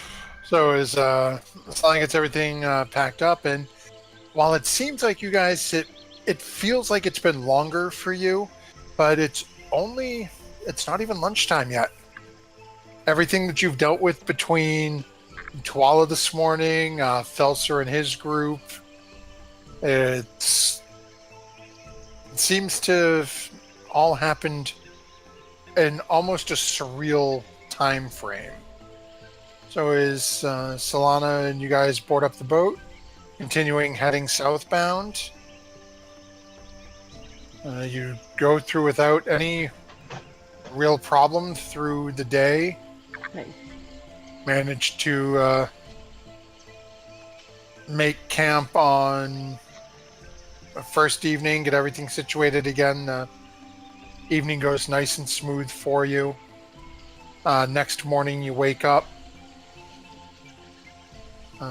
Tuala is still laying presumably in Stephanie, as he is still comatose at the moment. That is, I liked him just to see if he Oh, no. kicks. We picked him up out of that boat and put him on the ground at the camp. He does not get to sleep with Stephanie. my apologies. Ooh. I was laying it down. That's a No, little no. jealousy there, flaring up. Yeah. Can I make an herbalism check to see if I can find those things for Melik and his poisoner's kit? One night. Sure. So as you guys are setting up camp this evening, go ahead and make a survival check to see what sort of items you can find here. Okay. So as you're out and searching about, looking for different plants and things that you can try to find to make more, go ahead and make a perception check for me. Ooh, not good. Okay. It's about 30 or 40 yards off from you. You see what appears to be a body splayed out spread eagle on the ground. How far away am I from the group? As you're wandering around trying to collect everything, again, just looking at how you guys have previously done watches, you're probably no more than 30, 40 yards from the group. Okay, I go back and I kick Melik awake. Melik! Melik! Ow. Yeah. What's up? What? I was out looking for herbs for our poisoner's kit, and I found a dead body, or maybe a dead body, or a body, just a body. I found a body, splayed out on the ground. Do you want to help me look at it? I don't want to go alone. Okay. Oof. First off, now. Okay. You know what? I should take Devine. She's a fighter. Your lover. Yeah. You know what? You nailed it. But you gotta keep watch here in case we come back running and screaming. well, then what's the point? You know what? Listen, I'll go with you. Whatever. You know, or we can all go. Why Okay. not? Just have a whole party. Okay. We'll leave. If Well, I'm we gonna can't- be awake, then I'm gonna be awake. Okay. Well, we can't leave Gizzard here with Tuala. And we can't leave Tuala here by himself. Is this in the middle of the night? Yeah. It's literally about like an hour and a half into first watch. Yeah. Okay. Who's doing that right now? Realistically, it would be during Solana's watch, and she'd be out sort of picking this around. Okay. The rest of well, the elves trance. So. You don't want to go alone. Oh my god. Okay, I'll get Devine and Quinn. Yeah, Devine is trancing at the moment. Okay, I'll get Devine Okay. and Quinn, and you just watch Gizzard so he doesn't eat the soft one. Oh man, I'm trying to start to sound like him. So he doesn't eat Chihuahua. Right, the rock one. Got it. Yeah, the rock one, whatever. Okay, and we go, Devine! Devine! Devine! Devine! What's the problem, Solana? I found a body. In the camp? No, in the woods like 30 feet away. Do you want to go look at it with me? I'm gonna go poke it with a stick. Come on, it'll be fun. Who's taking over your watch? Malik. Okay, does he know to watch Gizzard? Yes, I told him. Okay. Quinn! Alright, Quinn, you come too. Alright. See what elves we can trans. See it works. Just get that light out of my face. There is no light. It's your good energy that's blinding me. Okay. alright, Solana, let's go. Do you want to be sneaky? I'm not so good at that. I can cast Pass Without a Trace and we can be sneaky. Yeah, sure. Okay. Good, and go ahead and make stealth checks. Against like a dead body. That'd be great. Okay, so as you guys all start leaving out from camp following Solana, Malik, as you're sort of taking watch of her and sort of check on Tuala still laying there, and then go over to check on Gizzard and hear him snoring.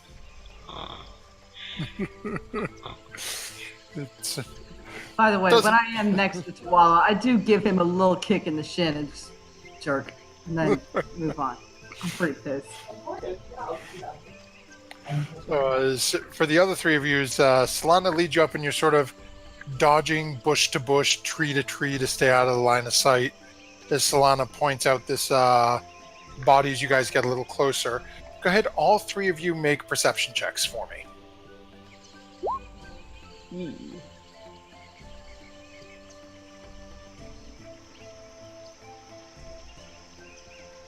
Okay. So all three of you notice what appears to be a humanoid corpse. As you start getting a little closer, you can tell it's got a rather pronounced tail, lightly furred. It looks to be a tabaxi. Ooh.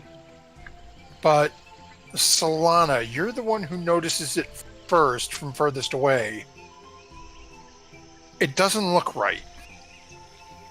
As you're looking at it, where the head, based on the shape of the torso, where the head should be, there's a leg.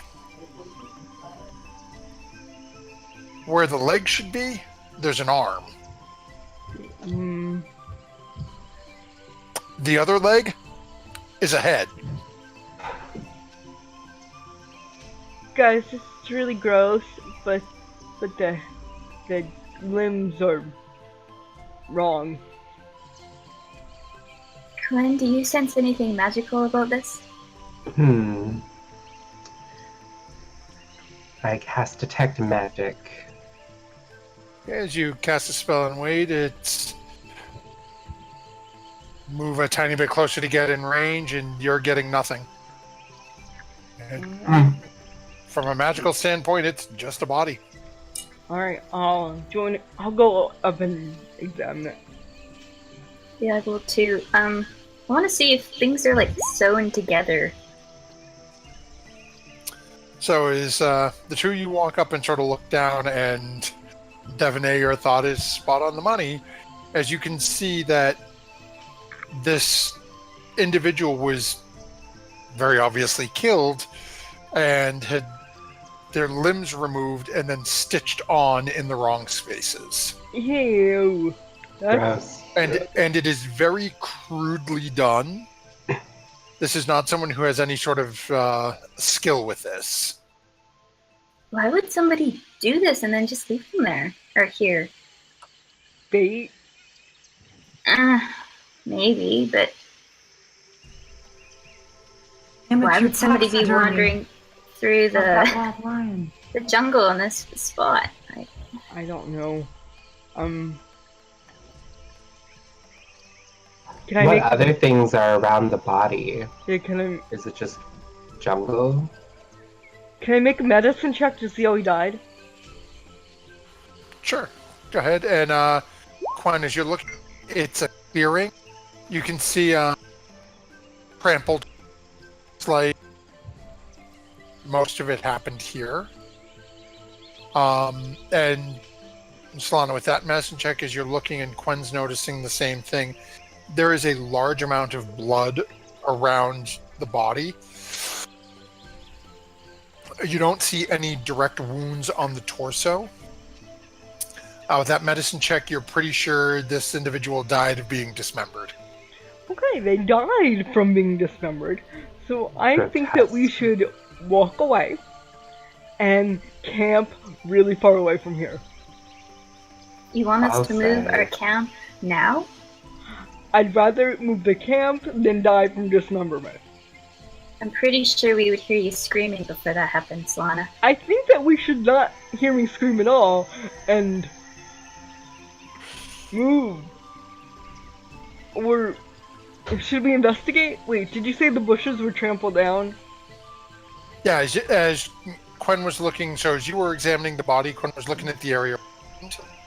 And basically it is covered with blood, but you can see the areas around where the body's laid. It just looks like there's footprints been, well, not so much footprints, but like the leaves and everything's been trampled down, like somebody was walking back and forth around the body.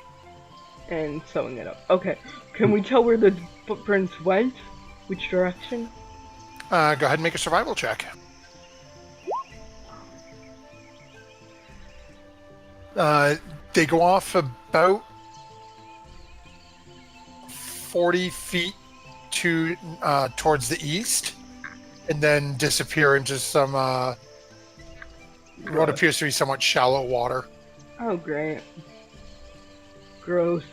Well, we can tell Gizzard when we get back that we found him some rare exotic meat that's been hacked to pieces. We're not. No, not at all. Okay, let's not mention this to anyone.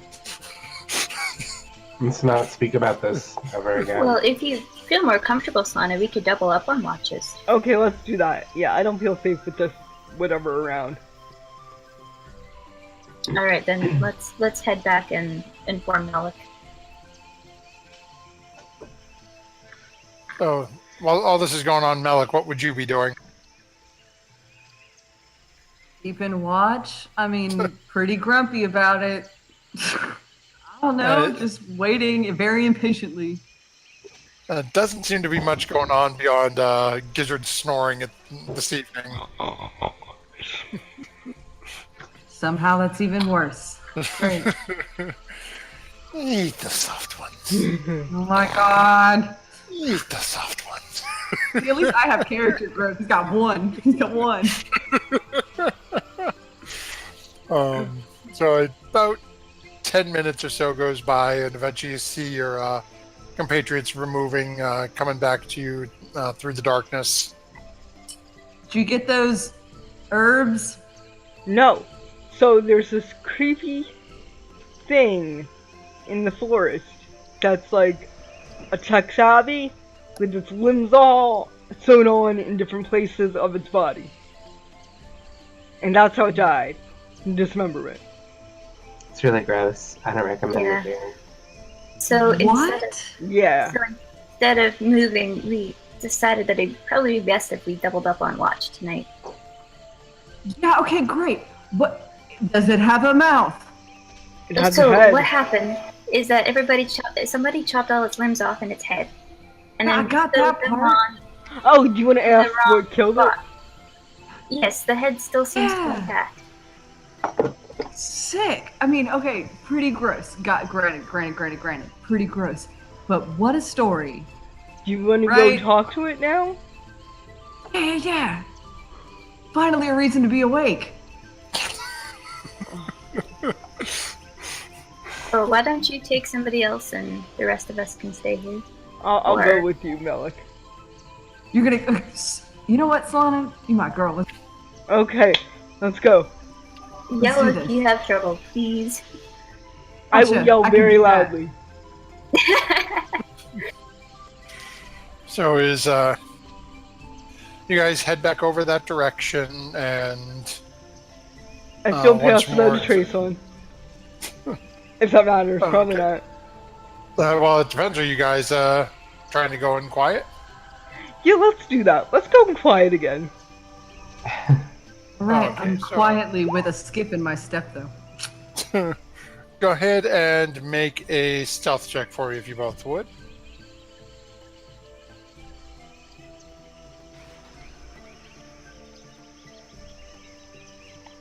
Okay. Oh, plus 10! Malik I'm wasn't so present. excited. Malik wasn't present for Pass Without a Trace. No, but it's in a 30-foot radius of me for an hour. Is that how it works? Let me take a look. I think it's people you actively choose at the point you're casting it. Oh. For the duration, each creature you choose. Right. So would Solana have chosen Malik if Malik wasn't coming along? Okay.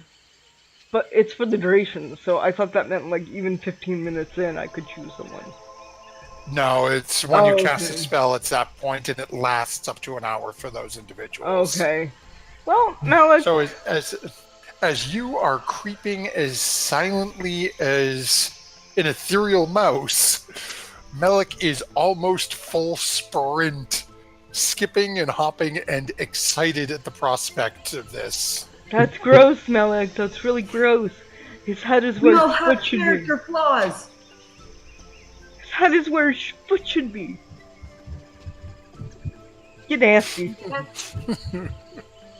When I do roll up on that, it will take me aback. Like, oh, So as you get a little closer to it, and you have an idea what to expect, but once you actually see the torso and go, okay, this is vertical. Why is the head down here and the leg up here and an arm over here? It's hey, y'all weren't kidding. This is pretty whack. Okay, meta question. Solana, are you wearing like a cloak or something? No. No. Okay. No. Well, too bad then, I guess. I was gonna try and see if I could cover the sides of his head, kind of like a bird in a cage when it needs to calm down, so he doesn't like realize I've got the predicament. my that he's ring in. catcher, my explorer's pack. Nah, I think we're gonna be okay. Okay. Yeah, so I'm gonna cast that darn spell. He's gonna. Yeah, this thing's gonna end well. Okay. Okay. I'm just gonna put my hands next to his eyes like blinders. Like, only at me. so as you cast your spell and you watch as the body almost shudders and you hear and that intake of breath that you're familiar with at the beginning of when you cast this spell. How? Its head's not with his lungs. Magic. It Okay. works when they don't have lungs and it's just a head, so hey. That's true. Hey. What? No. Who killed you?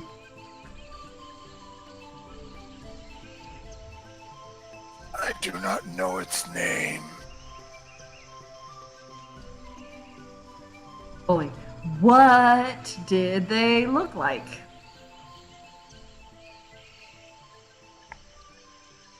Massive snake with arms and a sword. What's it saying? You're not there. You're not here right now. Oh. I'll tell you later. Of course it was snakes.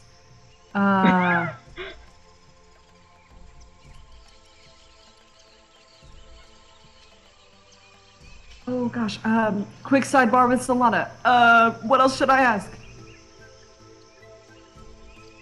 How did this happen to you? What was the killing blow?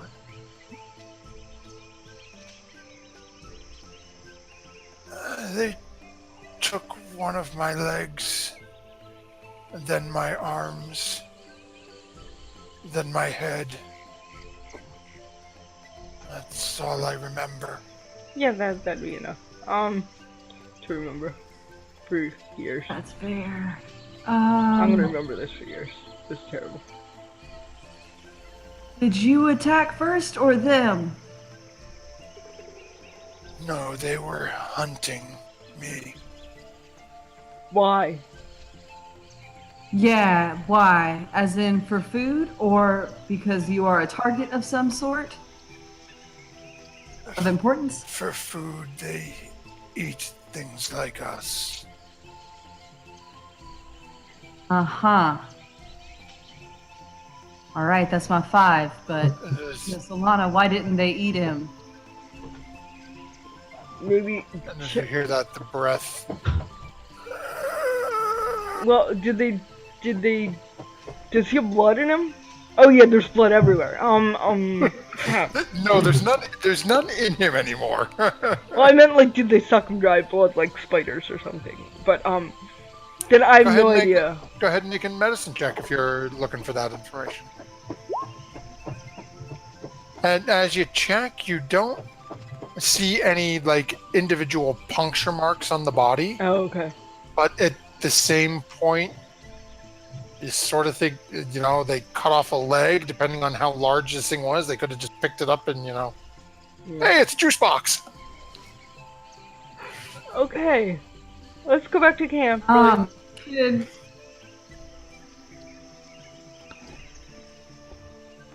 Like that perception or investigation check to find them footsteps. You're cutting a little in and out, Dave. I didn't hear you. Yeah. Oh, now we lost Dave. Okay. Okay. Sounded like Dave had something really important to ask, too. Yeah. Alright. We'll get back to him. Okay, so as we wait for Dave to come back, we'll retcon, depending on what Dave wants to do. As you guys are heading back to camp for the evening. Devaney and Quen, anything you would be doing while Melik and Solana have run off? I hope they haven't gotten themselves killed. I think that is unlikely. They are not the dumbest. And I'm sure Solana would yell. This is accurate. Okay. Dave, you back with us? Yes, sorry about that. Okay, no worries. So what were you about to ask before we lost you?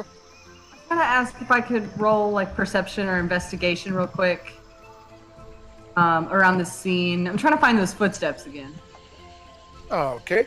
Just go ahead and we'll say go ahead and make an investigation check if you want. Okay. So you can see there are footprints all around the body. From where it's, again, looking at it, you're pretty sure it's from, walk over to point A, pick up a body part, walk it over to point B, stitch it together, grab body part C, stitch it over on slot E. Right. Yeah. Okay, Solana. Here's what I'm thinking though.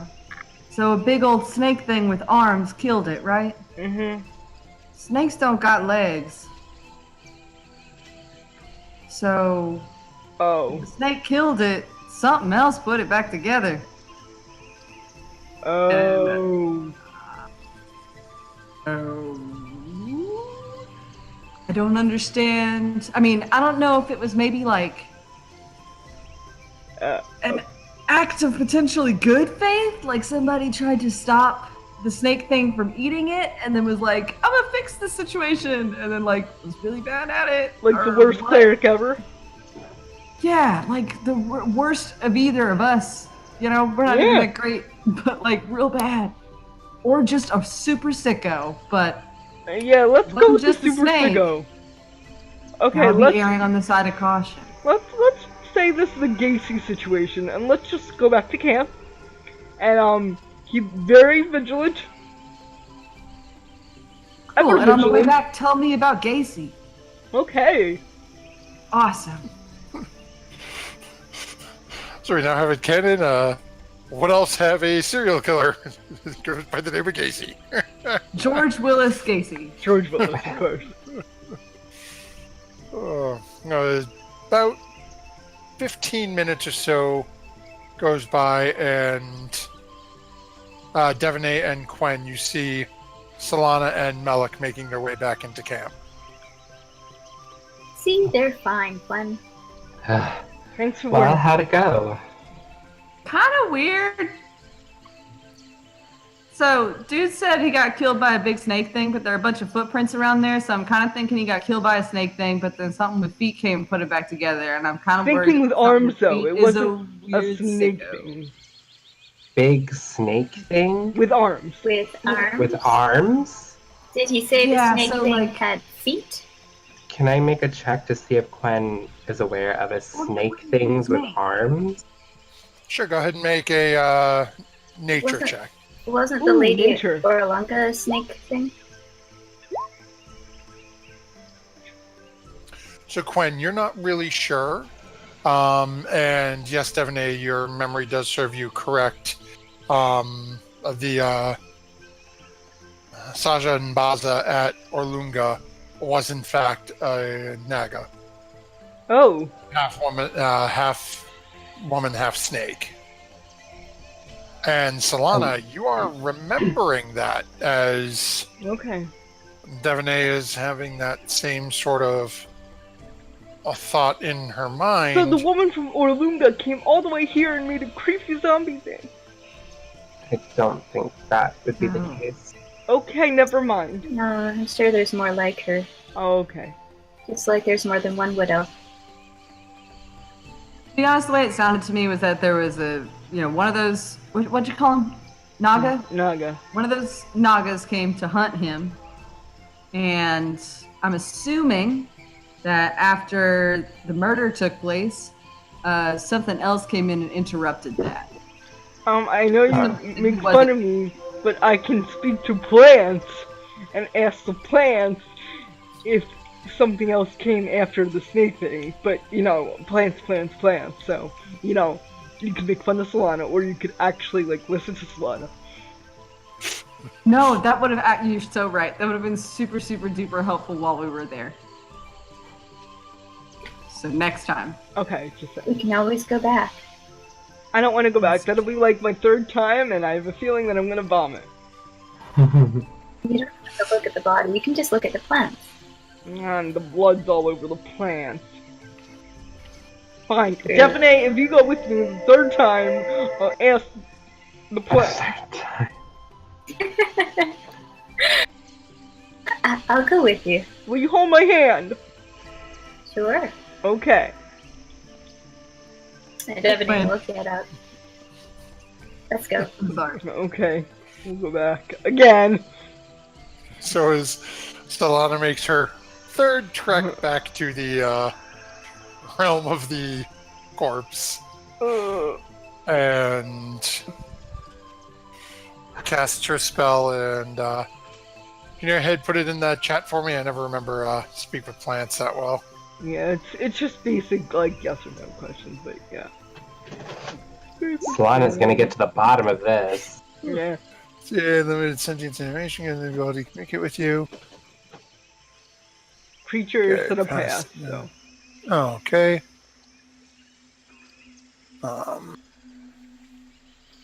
Hey, I can ask them to turn difficult terrain into plant growth. That's into ordinary terrain. Hey, I can ask the plants to grow or not grow, guys. Did you know that? Oh, nice. So as you take a few moments and cast your spell. Alright. Stephanie, what am I asking him? Oh, did anything come after the snake thing around here? As you get a myriad of different voices and thoughts sent into you that just say no. Stephanie, no. Did the snake thing do this to this Chiksabi creature? You get some confusion as you're dealing with a 30-foot area. Oh, okay. You're getting a mix of yes and no. I'm getting a mix. Seems like there's some confusion. What about... Were there only Nagas here, or snake people? Oh, were there somebody else? Should I ask if there were only 2 people here, or if there were only Nagas? Were there only Nagas? What I want to know is the snake people the only people here that killed the Tabaxi, or was there another race, or people with feet? I asked that.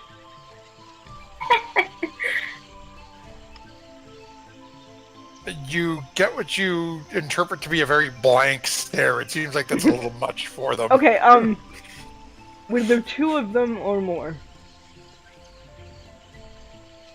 Well, attackers. Attackers. Because they might count the tabaxi as a person.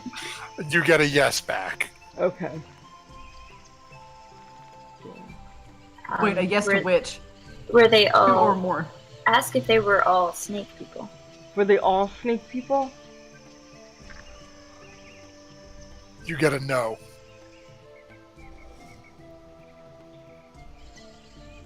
Is there anything else you want to ask, Solana?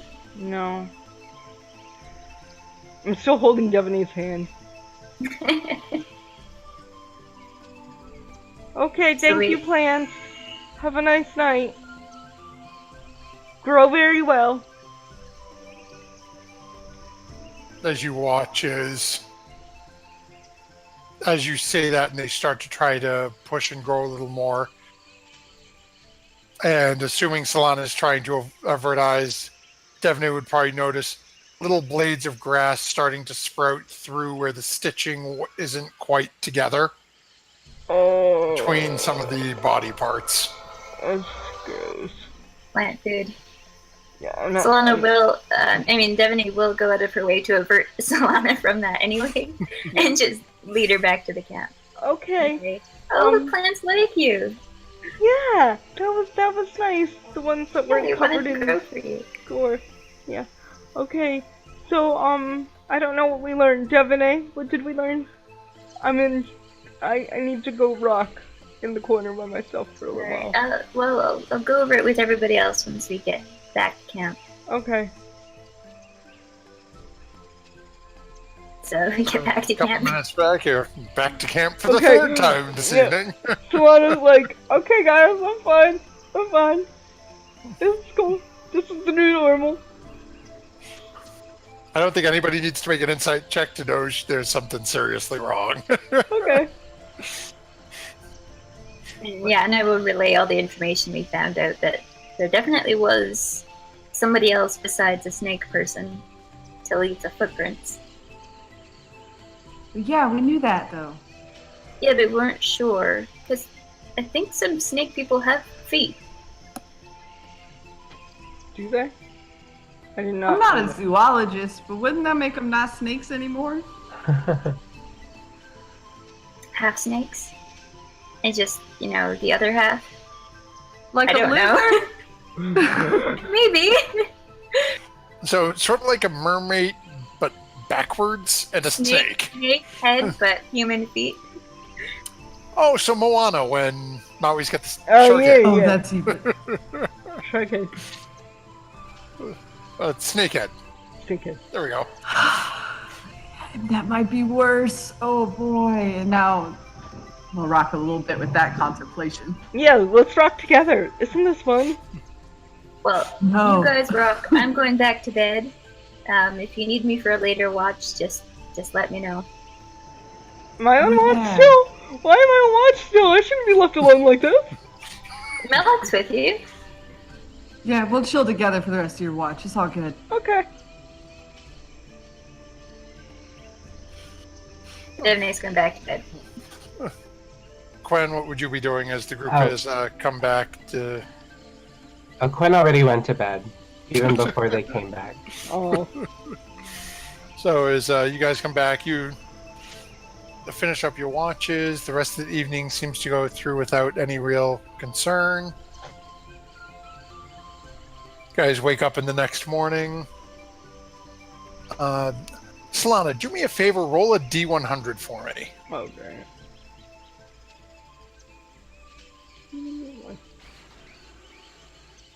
Okay, you're okay. Okay. Yeah, okay. As you wake up, the occurrences of last night seeming to have faded somewhat from your memory. Not quite as horrific as you found them in the moment. Okay. Okay. As the rest of you are coming to consciousness, each with varying degrees of memory of clarity of last night's event. The day presents itself as the sun is creeping over. It's par for the course. Starting out fairly humid, sun's coming over.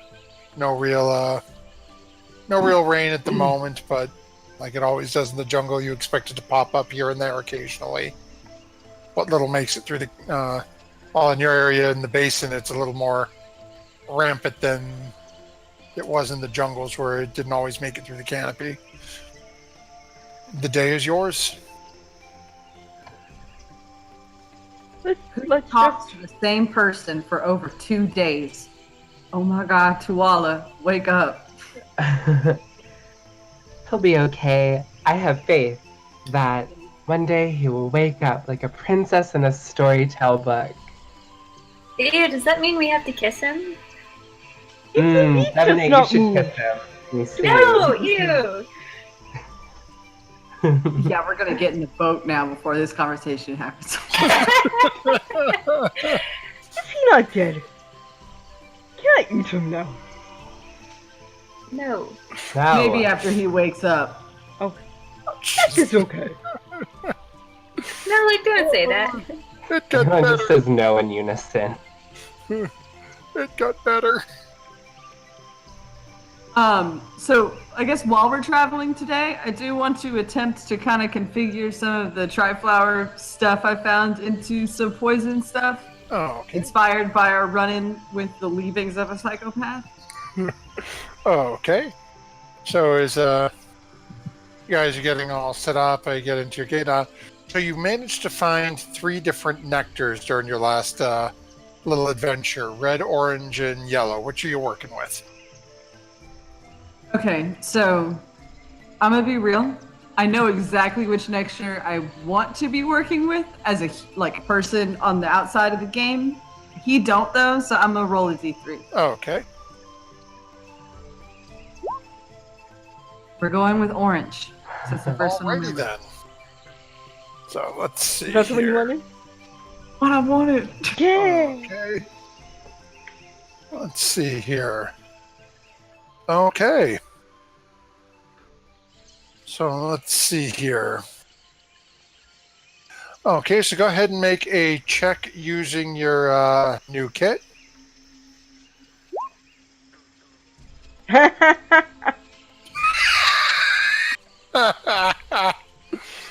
Alrighty then. That's the way to do it. So, One good thing tonight, ladies and gentlemen. That's I 20. think that is yours. Yeah. okay. So let's see here. And I actually have to look this one up.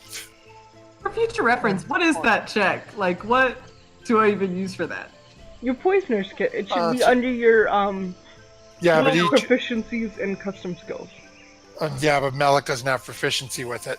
Yeah, so like I- what? Oh. So in an instance like this, I would put it as like wisdom I would and say, then yeah, minus it's- proficiency. I would go with wisdom because you're basically taking like a nature or survival type check to try to manipulate that ingredient. But you can set it up so it asks you as a query. Because again, depending on what you're using to try to make it, it could technically fall under intelligence. It could be any number of things. But Okay, where we'll did talk that about 20 that. involves that? Yeah, that's it. Don't matter what you're checking when you crit. So, as you're prepping and you're doing this, what are the rest of you doing as Malik is working away in the early mornings? Navigating the boat. Do do do do do do do Oh, do. okay. I get this song stuck in my head every single day. Yeah, Quinn's having a great morning. He's supplying a little bit of music, Yeah. just to start up the day. Nice. So is Solana's getting ready and getting everything set up to take care of the navigation. Malik is off doing his own thing for a little while. Quinn has broken out the violin and is just completely tearing it apart. Devil went down to Devin, what would Georgia you be style. Ugh.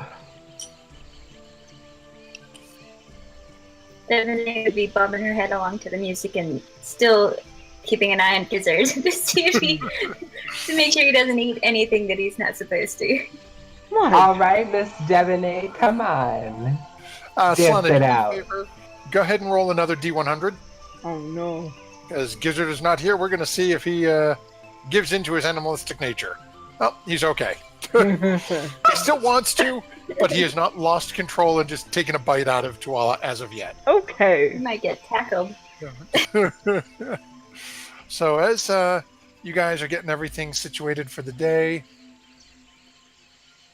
Melik, you managed to, with your perfect roll, you managed to craft 2 full vials of an orange, the orange nectar based poison.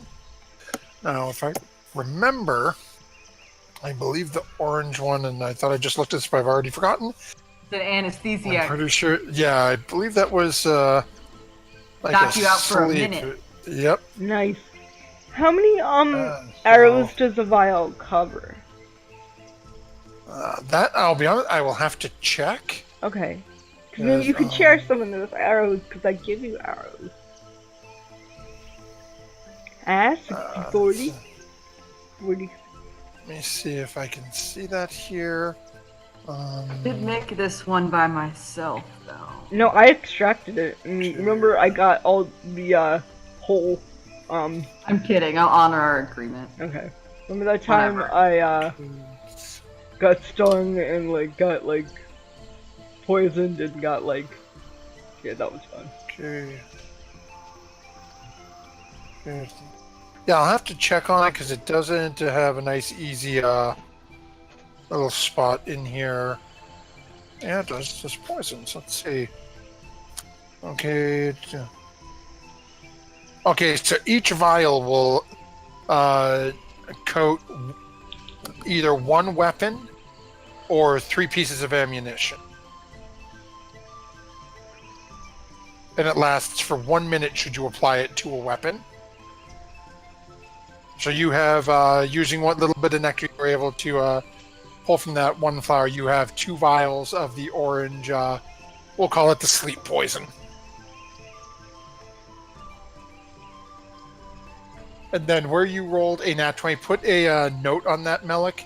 The DC for that one, we will make that, well, you used a nat 20, so we'll call that a DC 18 Ooh. to save against getting knocked out. Go to Nice. sleep.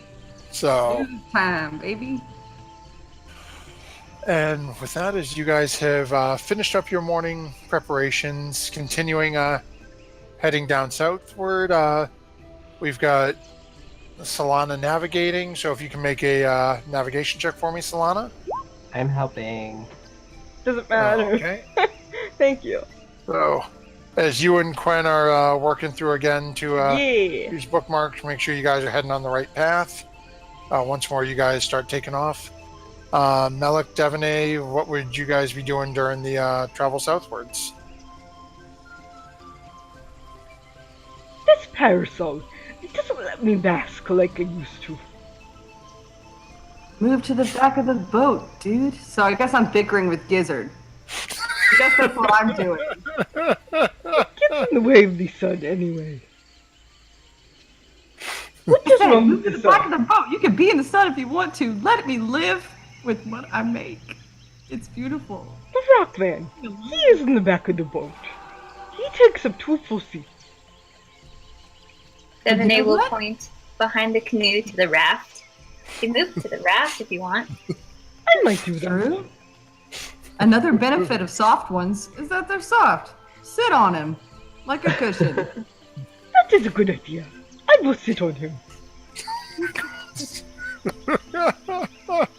Okay, we're ending the session there. I want JJ and Tuala back and starting the session with Gizzard on Tuala's lap. Devanay rolls her eyes and then, slowly starts laughing at the scene. So as you guys are continuing along down your path. The day passes without much of a problem beyond Gizzard's debating with Malik. Guys managed to make decent progress once more, heading ever closer southwards. Whoops, as we teleport all over the map. So far, so. Oh my word, stop jumping all... You know what, fine. Stay where you are until I get rid of that. Okay. So as you guys make it down to this point, and again, you're starting to get... as you're in this wide open area of the basin, and you look off to your east, off the left of the canoe, you can see the heart of Abtao once more floating in the sky. Should we kill that lady? Because she's making zombies. We decided it was too dangerous. Let's just avoid it. Yeah, but we were Especially only with level like he is. We were like level 3 then. We can probably like kill someone else. Yeah, how are we supposed to get up there though? Oh yeah. And if we kill her, how are we supposed to get down? I can probably like plant a stair like up there. I don't know how far it plants. I don't know how far it is in the air. Do you remember how far it is in the air?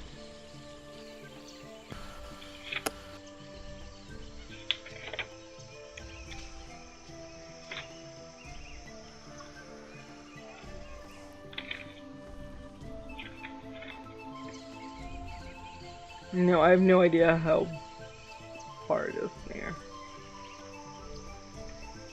I think we should just keep moving. Okay, fine. Okay, so at this point it's going to be about that time to make camp for the evening. Okay. Are you guys going to keep pushing through to get further away from the heart, or are you making camp like you normally would? What's the group's plan? Do you think we'll see more zombies? Well, you're a good, like, 40, 50 miles from the heart. Oh, okay. Then It's I not think like you're right on top of it. That's true. Okay. I think we can camp. What about you? Yeah, I'm fine with camping. Yeah, we're like 50 feet away. Okay. Yeah, we good. Okay, so, how are you guys handling water? I don't want to be alone again. I'll double up with a couple people. Well, Devaney wants last. Okay, I will be taking my watch with Solana. Okay. One of them. I do have to sleep. I am one of the ones that sleeps, so we're gonna need to do a one. Okay, we'll do the first watch. Okay, then we will give Gizzard the second. Okay. And so if you can all give me perception checks, please. This is Solana's.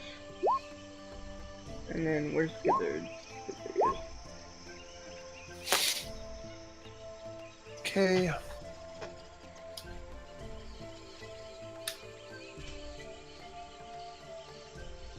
Alrighty then. So is oh wait, that's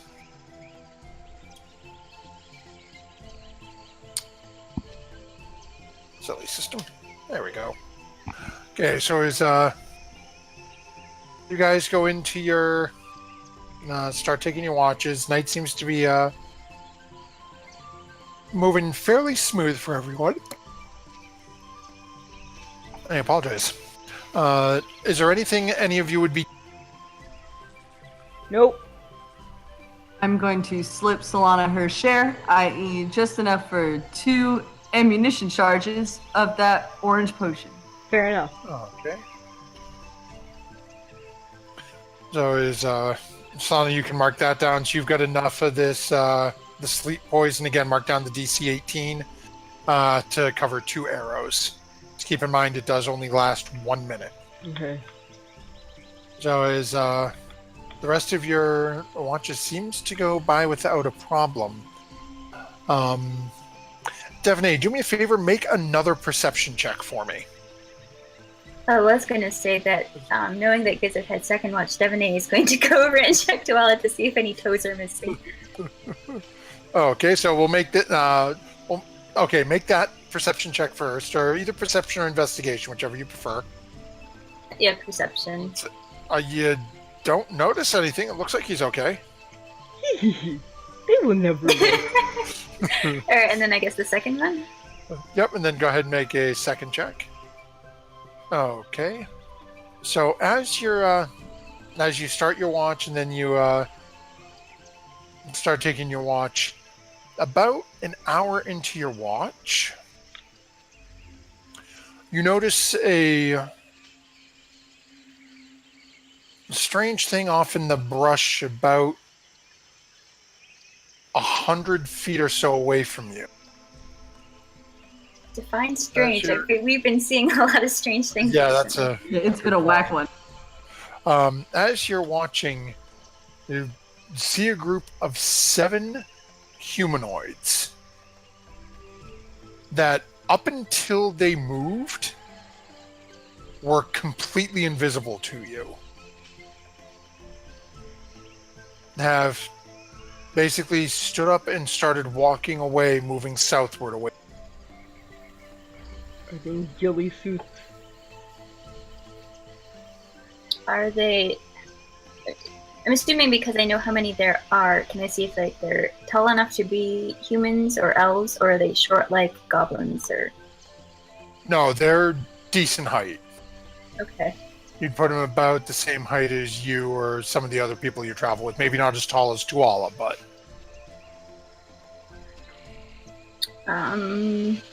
But they're leaving, right? Yes. They've noticed... Do they seem to notice that I've seen them?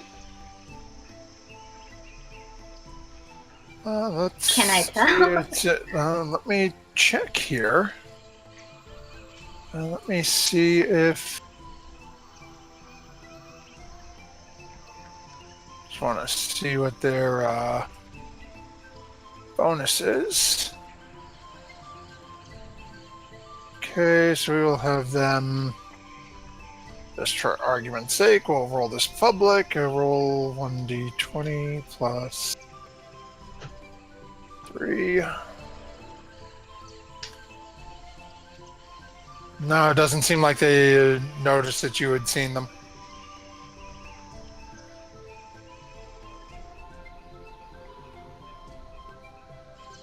And they're heading south, or are they heading? Are they heading toward the heart, or can I? Oh, Go ahead and make a survival check. because I know I probably would be able to see the heart in the distance, but Oh yeah, fair enough. So no, they're not heading towards the... okay. Tend Do to they get you look guys- like Aldani? Do I know what those look like? I don't know, just random. I haven't ever seen one before, so Yeah, you were... at this distance, they look more humanoid than you were led to believe the Eldani do. From what you were told, Eldani were basically giant humanoid lobsters. right, yeah. These look like people. Oh, the people Yeah. that ate a meat? No, yeah, the Aldani Kidnapped that we assume that. Yeah. No, it was the. Anyway, I'm gonna call out after them and just say, "Hey, welcome to our camp," as a loud voice as I can. Okay. As you call out to this group of individuals, we're just going to... we're going to see if any of them notice. Okay, so it's +3, so we're just going to roll 7d20. We'll do the math easy. Okay, roll 7d20. Okay, 1, 2... Okay, so 4 of them sort of turn their head and look.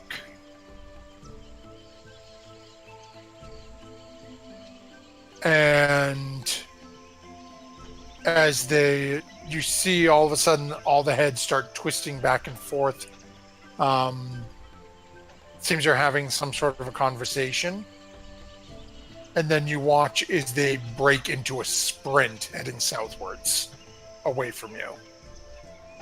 Okay.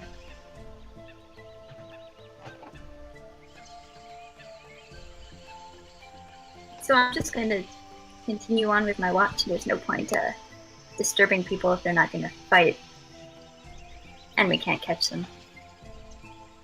And Avolta doesn't have dark vision, so there's no point sending him after them. Does Baby know? I'm just asking. I don't believe so. Off the top of my head, I don't know. Okay. So yeah, as the sun starts to creep over the tree canopy, and you are treated to a truly spectacular sunrise being in the basin, as you don't have quite as much tree canopy to block it out from you. Definitely, we'll definitely enjoy the sunrise. As the sun crests over, the rest of your party starts to awaken. And the day is yours. Okay. So I'm during including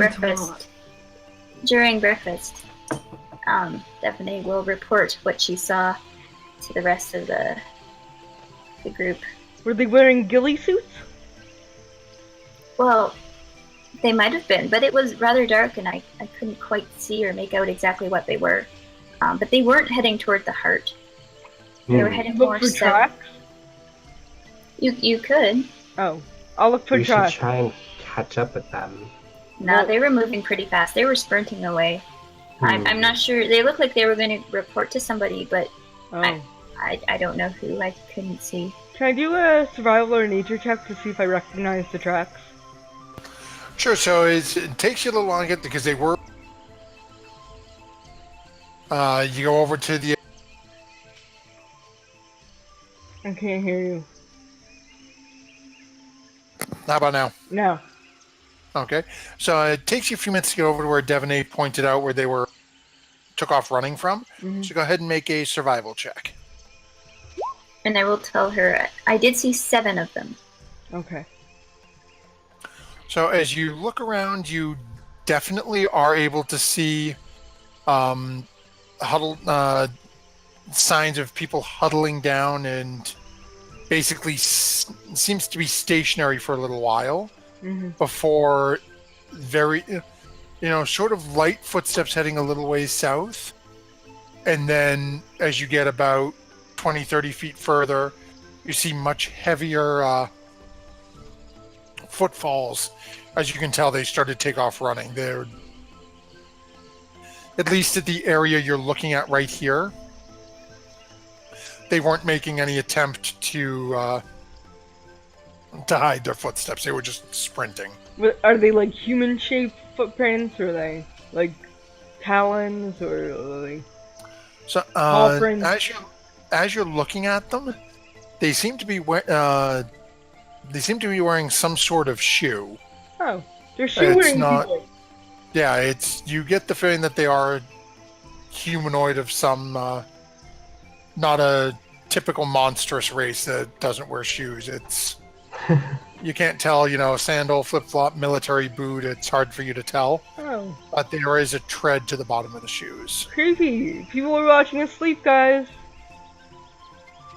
Yeah, I didn't see them until they actually moved. And then I called out to them. I said, "Welcome to our camp." And they just booked it. Creepy. Not as creepy as that Tuxabi thing, but creepy nonetheless. This has been a creepy couple days. Not gonna lie. Yeah, I agree. The Chihuahua and the corpse, and yeah, now this. It all started with Chihuahua, didn't it? Yeah, it's all his fault. It is. Just chilling in an imaginary family reunion. Melik's gonna get down and shake this pool a little bit, like, wake up and stop ruining our lives! Can I eat another part of the toe? Wait, you already ate Another? one? I mean, just a little nibble. You did So not you even can't notice. do that. Okay. So, Everybody in the boat! Can I sit on the soft one now again? Yes, if you promise not to eat any more of him. I promise for now. If he does not move for another 4 days, I can get to eat part of his pinky. No, Gizzard. No. I think that is fair. One toe We every have 4 days. so much food. Gizzard, I'm a level with you, Chief. Don't eat him. Okay. Thank For you. now. That worked. Oh my word, I love how Gizzard ends everything with "for now." So as you guys are preparing to get into the boat and get things ready for the day, that's where we'll call an end to tonight's session. As Creepy you have birthday managed session, to- guys! I'm all kinds creeped out now. So thank you very much for everyone hanging out with us on Solana's birthday tonight, as we traumatized her and made it so she's going to need a drink to get to sleep. Yes! Yes, definitely. And so that next week, when everyone's back with us, Tuala will probably try to kill Gizzard for taking bites out of him. So Just a little. No one noticed. But you can start with Gizzard sitting on top of Tuala if you want. Yeah, yes, no, this is he gonna must be wake up with entertaining. So, yeah, this is going to be entertaining. As so again, before we jump, before you take off, thanks to everyone. We have our 20 to handle for this evening. Oh, Devaney didn't use hers. No, unfortunately not. So unfortunately, it is going to disappear. We'll see. Who do you guys want to award it to for next week? It's a little I bit meta. I vote Solana because she was really bound and determined to get to the bottom of that murder mystery. And So her I- Gizzard voice is amazing. That's Yeah. what I was gonna say. It was like I'm giving it to Solana, but not really. Like I'm giving it to Sarah's character for Sarah playing another character, which is like superb. It was spot on. And we do have Nancy Digitio Drew. saying Solana as well. So Solana, the nat 20 for next week. Yeah, going back to the Twitter corpse 3 times. Thank you. Thank you, Yeah. Digitale.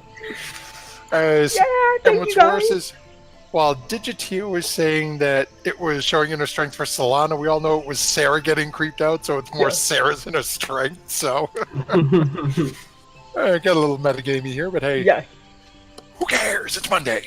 yes. I will give you that. Thank you. Thank you, Digitio. And actually, now that we say this, sir, are you here next Monday? Yes. Ah, Just not Friday. Bless you, God. Okay. I was just going to say we were about to do the same thing. We gave it to Devaney when she Sarah, and she's not going to be here. So yeah, next week we should have, well, I know Tuala will be back with us. Hopefully JJ will be back with us again next week. Mhm. So it's going to be entertaining as we find out what's been going on with Tuala. And as I said 15 minutes ago, apparently we start the session with Gizzard and Tuala, Gizzard riding Tuala's lap. So at least Gizzard didn't spoon Tuala. No, we can What do you take. I imagine Tuala like spread out on the back seat and Gizzard just sitting on his stomach kind of thing. Oh, right, but I'm referring to the Gizzard spooning, which is, Oh, head the over the Gizzard mouth. spooning, Yeah. yes. Oh, the Gizzard spooning. Oh. I forgot that was canon too. Yeah, unfortunately, y'all set that up, so. Yeah, I can't think. So, thank you again, everyone. Don't forget, Thursday night, we have the Mystic Hour with Christy Mystic Water, 8:30 p.m. Eastern Time. If you're interested in it all, check it out. You can find it on Vodcast here. I believe it was uploaded on YouTube. And hey, it's also available on iTunes via podcast. Yes, sir. Likewise, Friday night, we have Storm King's Thunder, which please join and hang out with us if you're able to. Watch my party, watch the party I There we play go. with as Gnomish Wizard, as they proceed to murder me next weekend because, we all went dark side, Reasons. apparently. Reason. We went dark. It's Yeah. evil. It's going to be a good time. So He went dark. this is all Christy's fault. I'm blaming Christy wholeheartedly. She triggered this. And with that, don't forget if you're riding through the jungle with a massive lizard sitting on your stomach as you come back from a somewhat forced, somewhat willing astral projected tea party. When you throw the lizard off your lap, don't forget to add your proficiency bonus. Thank you. We'll see you next week, folks. Good.